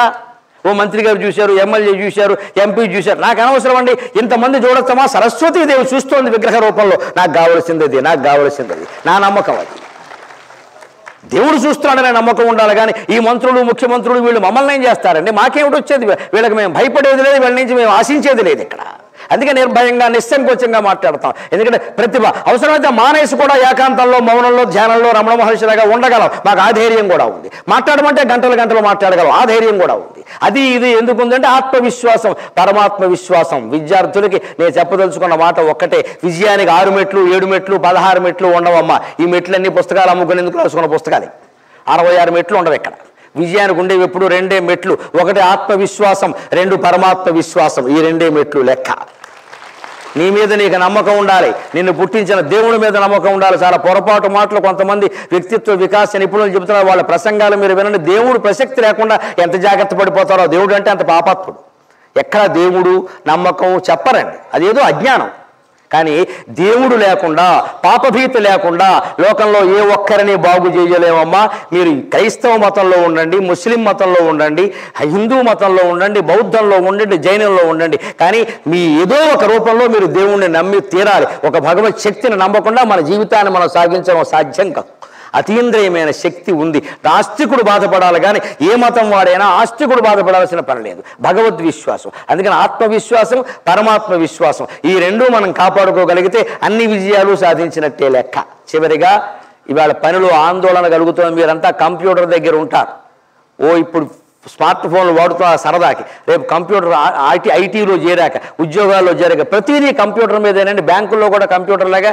సర్వర్ డౌన్ అవగానే ఎంత మనస్సు అయిపోతుందండి, వెంటనే మనస్సు డౌన్ అయిపోయిందిగా. అనుకోవడం, తన్నేయడం, ఇలాగా వెంటనే ఇలా కొట్టేసుకోవడం, బుర్ర కొట్టేసుకోవడం, ఎందుకంటే పని అయిపోయింది. ఇవాళ స్మార్ట్ ఫోన్ చాలా ఆనందంగా వాడుతున్నాం మనం. రేపు పొద్దున ఉద్యోగంలోకి వెళ్ళక ల్యాప్టాప్ కానీ స్మార్ట్ ఫోన్ కానీ పని చేయకపోతే పొరపాడైపోతుందండి. మన పనిలో మనం ఆనందం పొందాలి. మన పనిలో మనం ఆనందం పొందాలి. మన బాధ్యత మనం చేస్తున్నాం. సర్వర్ డౌన్ అయితే ఎలా ఆలోచించాలో తెలుసా? అమ్మయ్య 10 నిమిషాలు కూర్చోవచ్చు, గొడవలేదు, వదిలేయి. ఆ విషయం ఆలోచించి సమయానికి ఆగిపోయింది, వద్దు, ఈ కొట్టద్దు. ఇక్కడ కరెంటు పోగానే ఎలా ఇద్దు. అసహనం అసహనం అసహనం. ఇవాళ ఉద్యోగాల్లో ఆందోళన కారణం అసహనం. 10 నిమిషాలు సర్వర్ డౌన్ అయింది అనుకోండి, మంచిదే, మనం పని చేయక్కరే సుఖంగా. బయటికి వెళ్ళాం, ఏదో ప్రమాదం జరిగింది, కాలు విరిగింది, డాక్టర్ గారు ఏం చెప్పాడు? 3 నెలలు రెస్ట్ తీసుకోన్నాడు. కూర్చోవాలి మాట్లాడకుండా సుఖంగా. రెస్ట్ తీసుకోవడం ఎంత మంచిది తెలుసా? 3 నెలలు మనం ఏ పని చేయక్కల్లా, హాయిగా టీవీ చూడొచ్చు, ఓపుకుంటే పుస్తకాలు చదువుకోవచ్చు. పైగా గంటకు ఒకడు వస్తాడు, 2 యాపిల్ పళ్ళు పట్టుకొస్తాడు పలకరించడానికి. భార్య కాలు విరిగితే భర్త కాలు విరిగితే భార్య అక్కడే కూర్చుంటారు. అన్నీ బాగుంటే వాళ్ళు ఇంట్లో ఉంటారో ఉండరో చెప్పలేం, వాళ్ళ పని మీద వాళ్ళు పోతారు. బాగుండదు కదా మరి. అందుకని భార్య కాళ్ళ దగ్గర కూర్చుంది, అక్కడ సేవలు చేస్తోంది. గంటకు ఒకడు వస్తున్నాడు, 2 యాపిల్ పళ్ళు ఇస్తాడు, తినండి తినస్సు, లేనివి సాయంత్రం అమ్మేసుకోవచ్చు. పలకరించడానికి అన్నీ బాగుంటే ఎవడొస్తారండి? అంచేత కాలు విరిగితే పాజిటివ్గా తీసుకోవాలి. దీన్నే పాజిటివ్ థింకింగ్ అంటారు. అంతేగాని వచ్చిన వాడి దగ్గర అల్లాను కాలు విరిగింది, ఐ లాస్ట్ మై లెగ్, ఇది ఏడవక్కర్లేదు. ఎక్కడ ఈ లాస్ట్ మై లెగ్ నేడితే ఉన్న లెగ్ కూడా పోతుంది. ఈ బ్యాంక్కి తగ్గదు. అది జరిగింది, టేక్ ఇట్ ఈజీ, తేలిగ్గా తీసుకో. సోసి జగత్ యస్మిన్ లీలార్థం విహరానగా అంటారు యోగ వశిష్ఠ మహర్షి చెబుతాడు. ఏ where it is and as it is, యోసి సోసి. జీవితంలో ఎలా ఉందో అది అలాగే తీసుకో. అది మారాలని కోరుకోకు. ఇలాగే ఉంటాం. మన ప్రతిభను మనం కాపాడుకుంటాం అంతే. ఇప్పుడు నేను ఎంత ప్రతిభ ప్రదర్శిస్తే మాత్రం, ఎంత సంపాదిస్తే మాత్రం, ఎంత కీర్తి ఉంటే మాత్రం నాకు నెత్తి మీద వెంట్రుకలు మళ్ళీ ఒడుస్తాయండి మీరు చెప్పండి. మరి నాకు బాధగానే ఉంది. ఎప్పుడైనా 10 ఏళ్ల క్రితం ఫోటో చూసుకుంటే కుళ్ళు ఏడుస్తానమ్మా, మీకేం తెలుసు. 97లో నేను సహస్రావధానం చేసినప్పుడు కాకినాడలో ఓ చిత్రకారుడు ఉండి, మీకు ఏమి ఇయ్యలేనండి, సరస్వతి పుత్రుడు మీకు ఏం బహుమతి ఇస్తాను, మీ బొమ్మ వేశానని బహుమతి ఇచ్చాడమ్మా. నా బొమ్మ వేసి పెద్దది, ఆ రికార్డు ఎంత ఉందో అంత బొమ్మ వేశాడు. ఇప్పటికీ మా ఇంట్లో ఉంది. దాని నిండా చుట్టుంది ఆ బొమ్మకి. వాడు ఉంది, అప్పుడు ఉంది, ఉన్నదే వేశాడు ఆయన. ఇప్పుడు వేయమంటే ఆయన వేడు. నాకు ఎప్పుడైనా చూసుకోవాలనిపిస్తే తలుపేసి ఆ బొమ్మ దగ్గర నుంచి కాసేపు కన్నీళ్ళు పెట్టుకుంటా. మన జుట్టు ఎంత జుట్టు పోయింది. కానీ ఇలా ఏడుస్తూ కూర్చుని నా జుట్టు వస్తుందా? ఇవాళ సరస్వతి దేవుడు నాకు ప్రత్యక్షం అయితే నాకు బట్టతలు వద్దమ్మా జుట్టి అన్నాను అనుకో, ఆవిడ నాకు అనుగ్రహం మీద నా జుట్టు ఒకటి ఇచ్చి మొత్తం ఈ పద్యాలన్నీ పట్టుకుపోతే నన్ను పిలుస్తారు మీరు? ఇప్పుడు జుట్టు లేదని ఏడవనా, ఇంత పాండిత్యం ఉందని ఆనందించనా? That is positive thinking. నీకు ఏది ఉందో దానికి సంతోషించు, ఏది లేదో అది లేకపోవడాన్ని అదృష్టంగా భావించు. ఆశ్చర్యకరమైన విషయమో మీకు తెలియంది కాదు, కానీ చిన్నపిల్లలు కాబట్టి చెబుతున్నా. కళ్ళు లేని వాళ్ళకి మనోనేత్రం బాగా తీవ్రంగా పనిచేస్తుంది, మనకి పనిచేయదు. అంధుడికి లోపల మనోనేత్రం చాలా తీవ్రంగా పనిచేస్తుంది. వాడు స్పర్శ మాత్రం చేత గుర్తుపట్టేయగల మనుషులు ఎవరో వచ్చారంటాడు, ఎవరో వచ్చారో చెప్పేస్తాడు. అందుల దగ్గర మీరు ఉండండి, వాళ్ళు వికలాంగులు కాదండి, వాళ్ళు దివ్యాంగులు, నిజంగా దివ్యాంగులు ఉండేవాళ్ళు. ఎందుకంటే మనోనేత్రం ఎందుకని పనిచేస్తుంది? కళ్ళతో చూసే అవకాశం లేదు కాబట్టి వాడు చాలా తీవ్రంగా లోపల తపన పడి నడిచేవాడెవడో, వచ్చినవాడెవడో, వెళ్ళినవాడెవడో తెలుసుకునే ప్రయత్నం చేస్తున్నాడు. వాడి మెదడు తీవ్రంగా పనిచేసింది. మనకి 2 కళ్ళు ఉన్నాయి, కళ్ళజోడు కూడా ఉంది కాబట్టి పప్పు శుద్ధంలో కూర్చున్నాం ఇక్కడ చూస్తుంటాం. మనం ఆలోచించడం మానేశాం. ఒక కాలు పనిచేయని వాడికి రెండో కాలు 2 కాళ్ళకి సమానంగా పనిచేస్తుంది, ఖచ్చితంగా పనులను చేస్తుంది. మీరు పత్రికల్లో వచ్చే వార్తలు చూడండి, పరీక్షలు కాలివేళ్లతో రాసిన వాళ్ళు ఉన్నారండి. కాలివేళ్లతో. How is it possible? తీవ్ర సంకల్పం. ఆ తీవ్ర సంకల్పం ఉంటే భగవంతుడు దయ ప్రసరిస్తుంది అప్రయత్నంగా, లోపల ఉండే ఆత్మశక్తి విజృంభిస్తుంది. అందుకే వివేకానందుడు చెబుతాడు, education is nothing but the manifestation of the perfection which is already in man. Education నువ్వు కొత్తగా ఏం చెప్పక్కర్లేదా, ఒక పరిపూర్ణ శక్తి, భగవత్ శక్తి ప్రతి వారి ఆత్మలో ఉంది. దాన్ని బయటికి రావు, దాన్ని వెలగని చాలు. కలుపొక్కలు లేకుండా చూడు. ఆ కలుపొక్కలు లేకుండా మీరు చేసుకోగలిగితే పని అంతా ఆందోళన రహితంగా ఉంటుంది. దానికి మీరు ముందుగా నేర్చుకోవాల్సిన ఆ పనిని ఆనందించాలి. అంటే కంప్యూటర్ని దేవుడుగా భావించాలి. అందుకే నేను సాగరఘోష కావ్యంలో కంప్యూటర్ మీద దండకం రాశా. కనకదుర్గ దేవుడు అయినప్పుడు కంప్యూటర్ మాత్రం దేవుడు కాదా? ఆ చేసిన ఆవిడ అనుగ్రహించినంతగా ఈవిడ అనుగ్రహించట్లేదా? ఈ కంప్యూటర్ లేని రంగం ఉందా ఈవేళ? ఆ కంప్యూటర్ దండకం 2-3 నిమిషాల్లో ముగించుకొని మనం సెలవు తీసుకుందాం.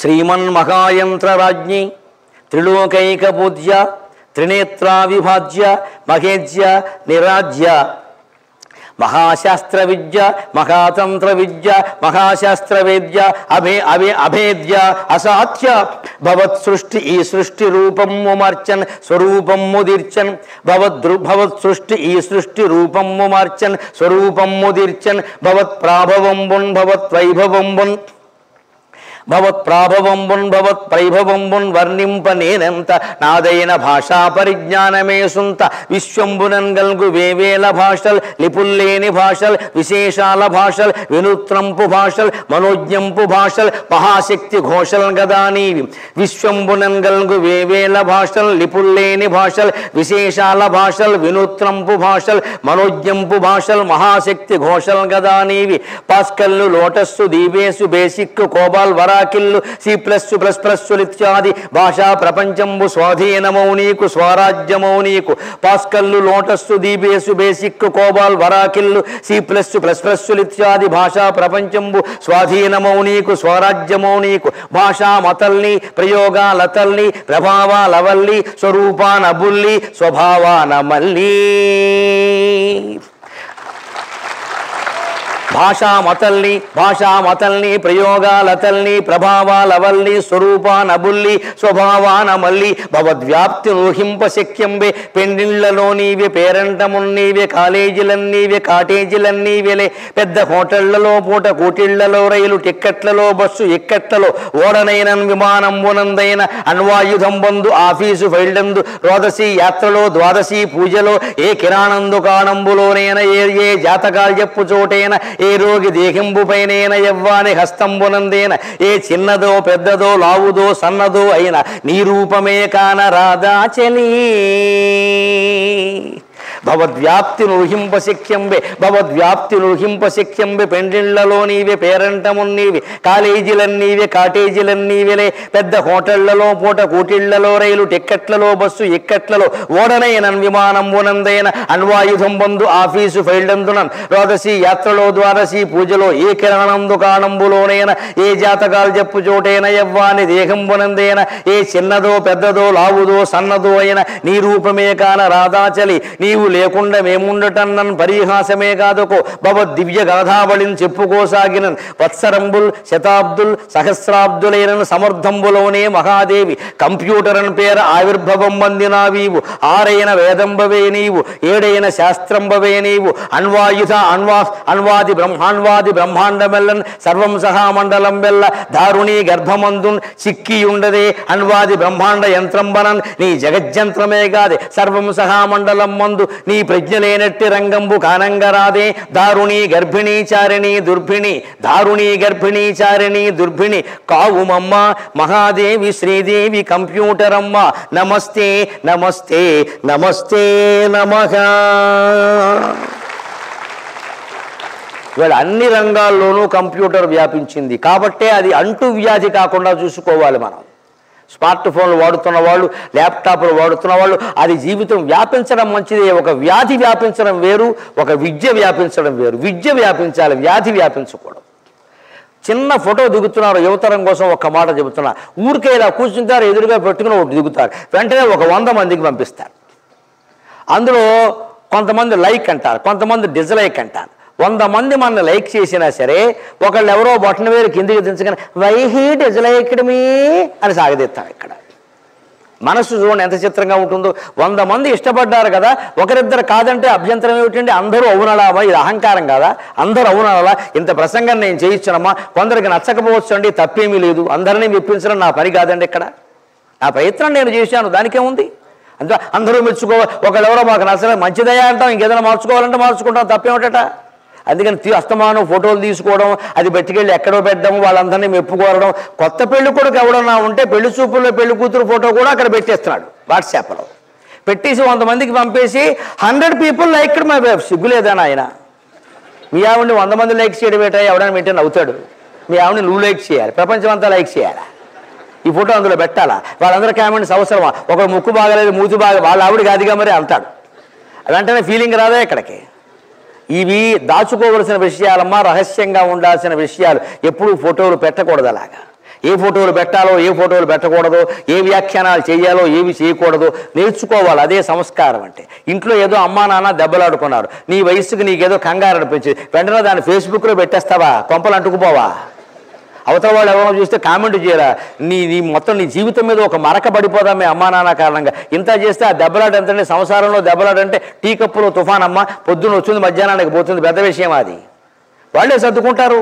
దాన్ని మనం పెట్టేస్తున్నాం. ఇవాళ స్మార్ట్ ఫోన్ చేతిలో ఉంది, గమనించండి. నేను చివరిగా ఒక్క మాట చెప్పి సెలవు తీసుకుంటా.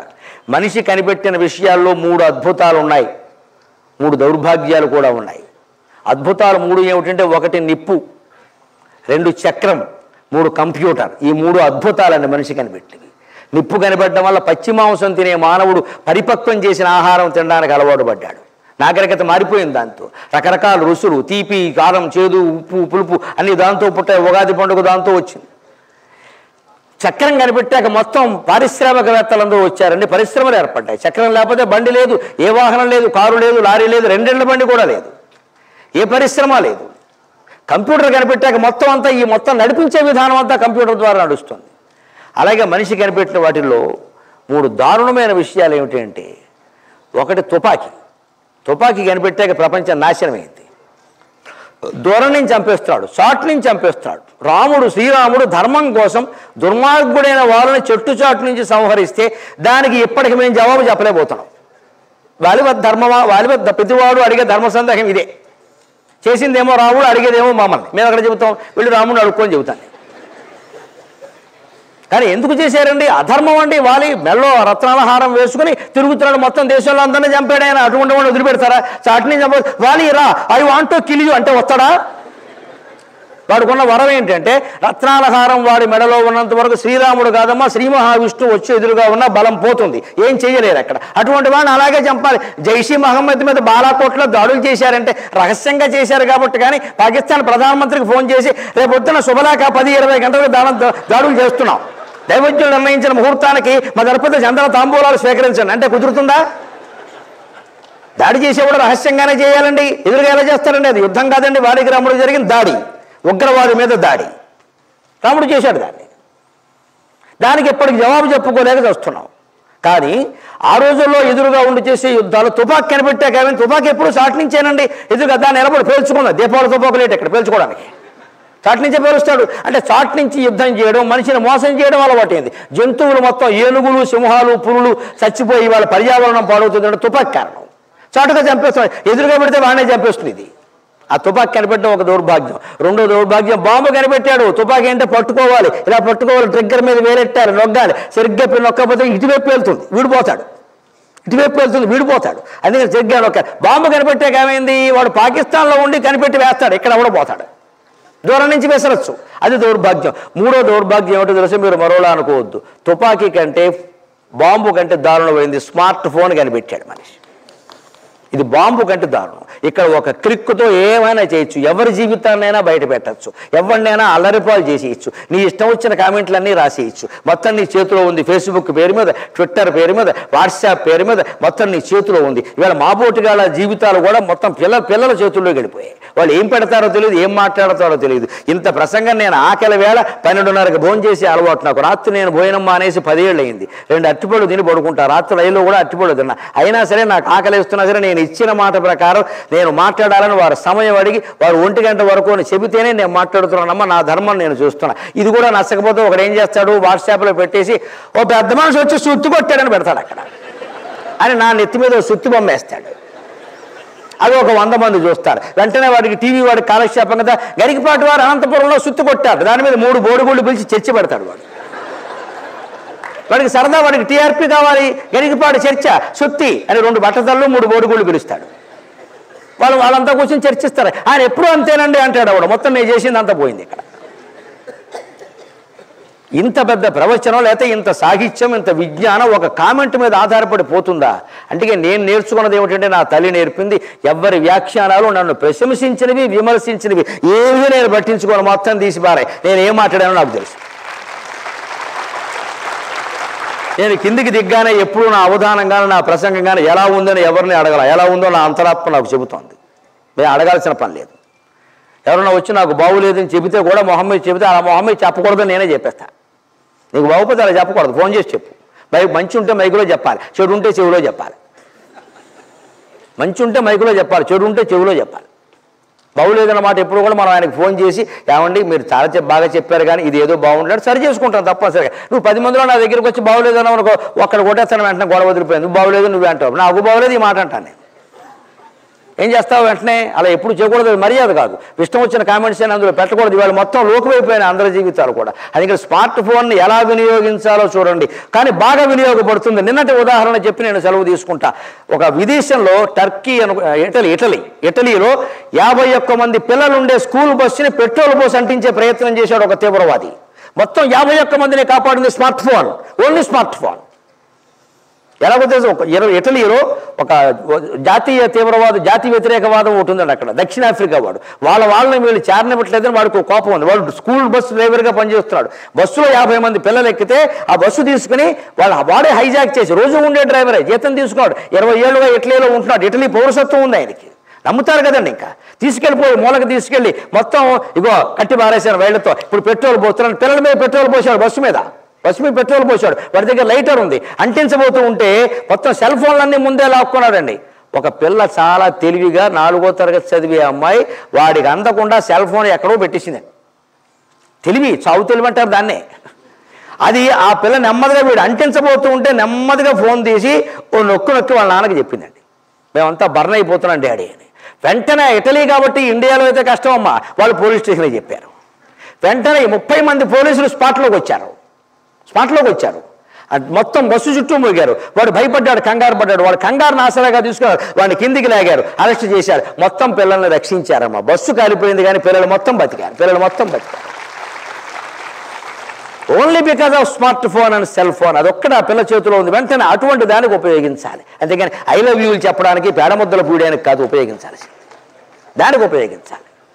ప్రాణ ప్రమాదం వచ్చినప్పుడు అత్యవసరంగా సమాచారం అందించాలంటే ఉపయోగపడాలి. కానీ ప్రతిదీ మనకు తెలుసున్న ప్రతిదీ ABCDల దగ్గర నుంచి అన్నీ అందులో పెట్టడమా, ఎవరికో చెప్పడమా, వాడు వ్యాఖ్యానాలు ఎక్కడ?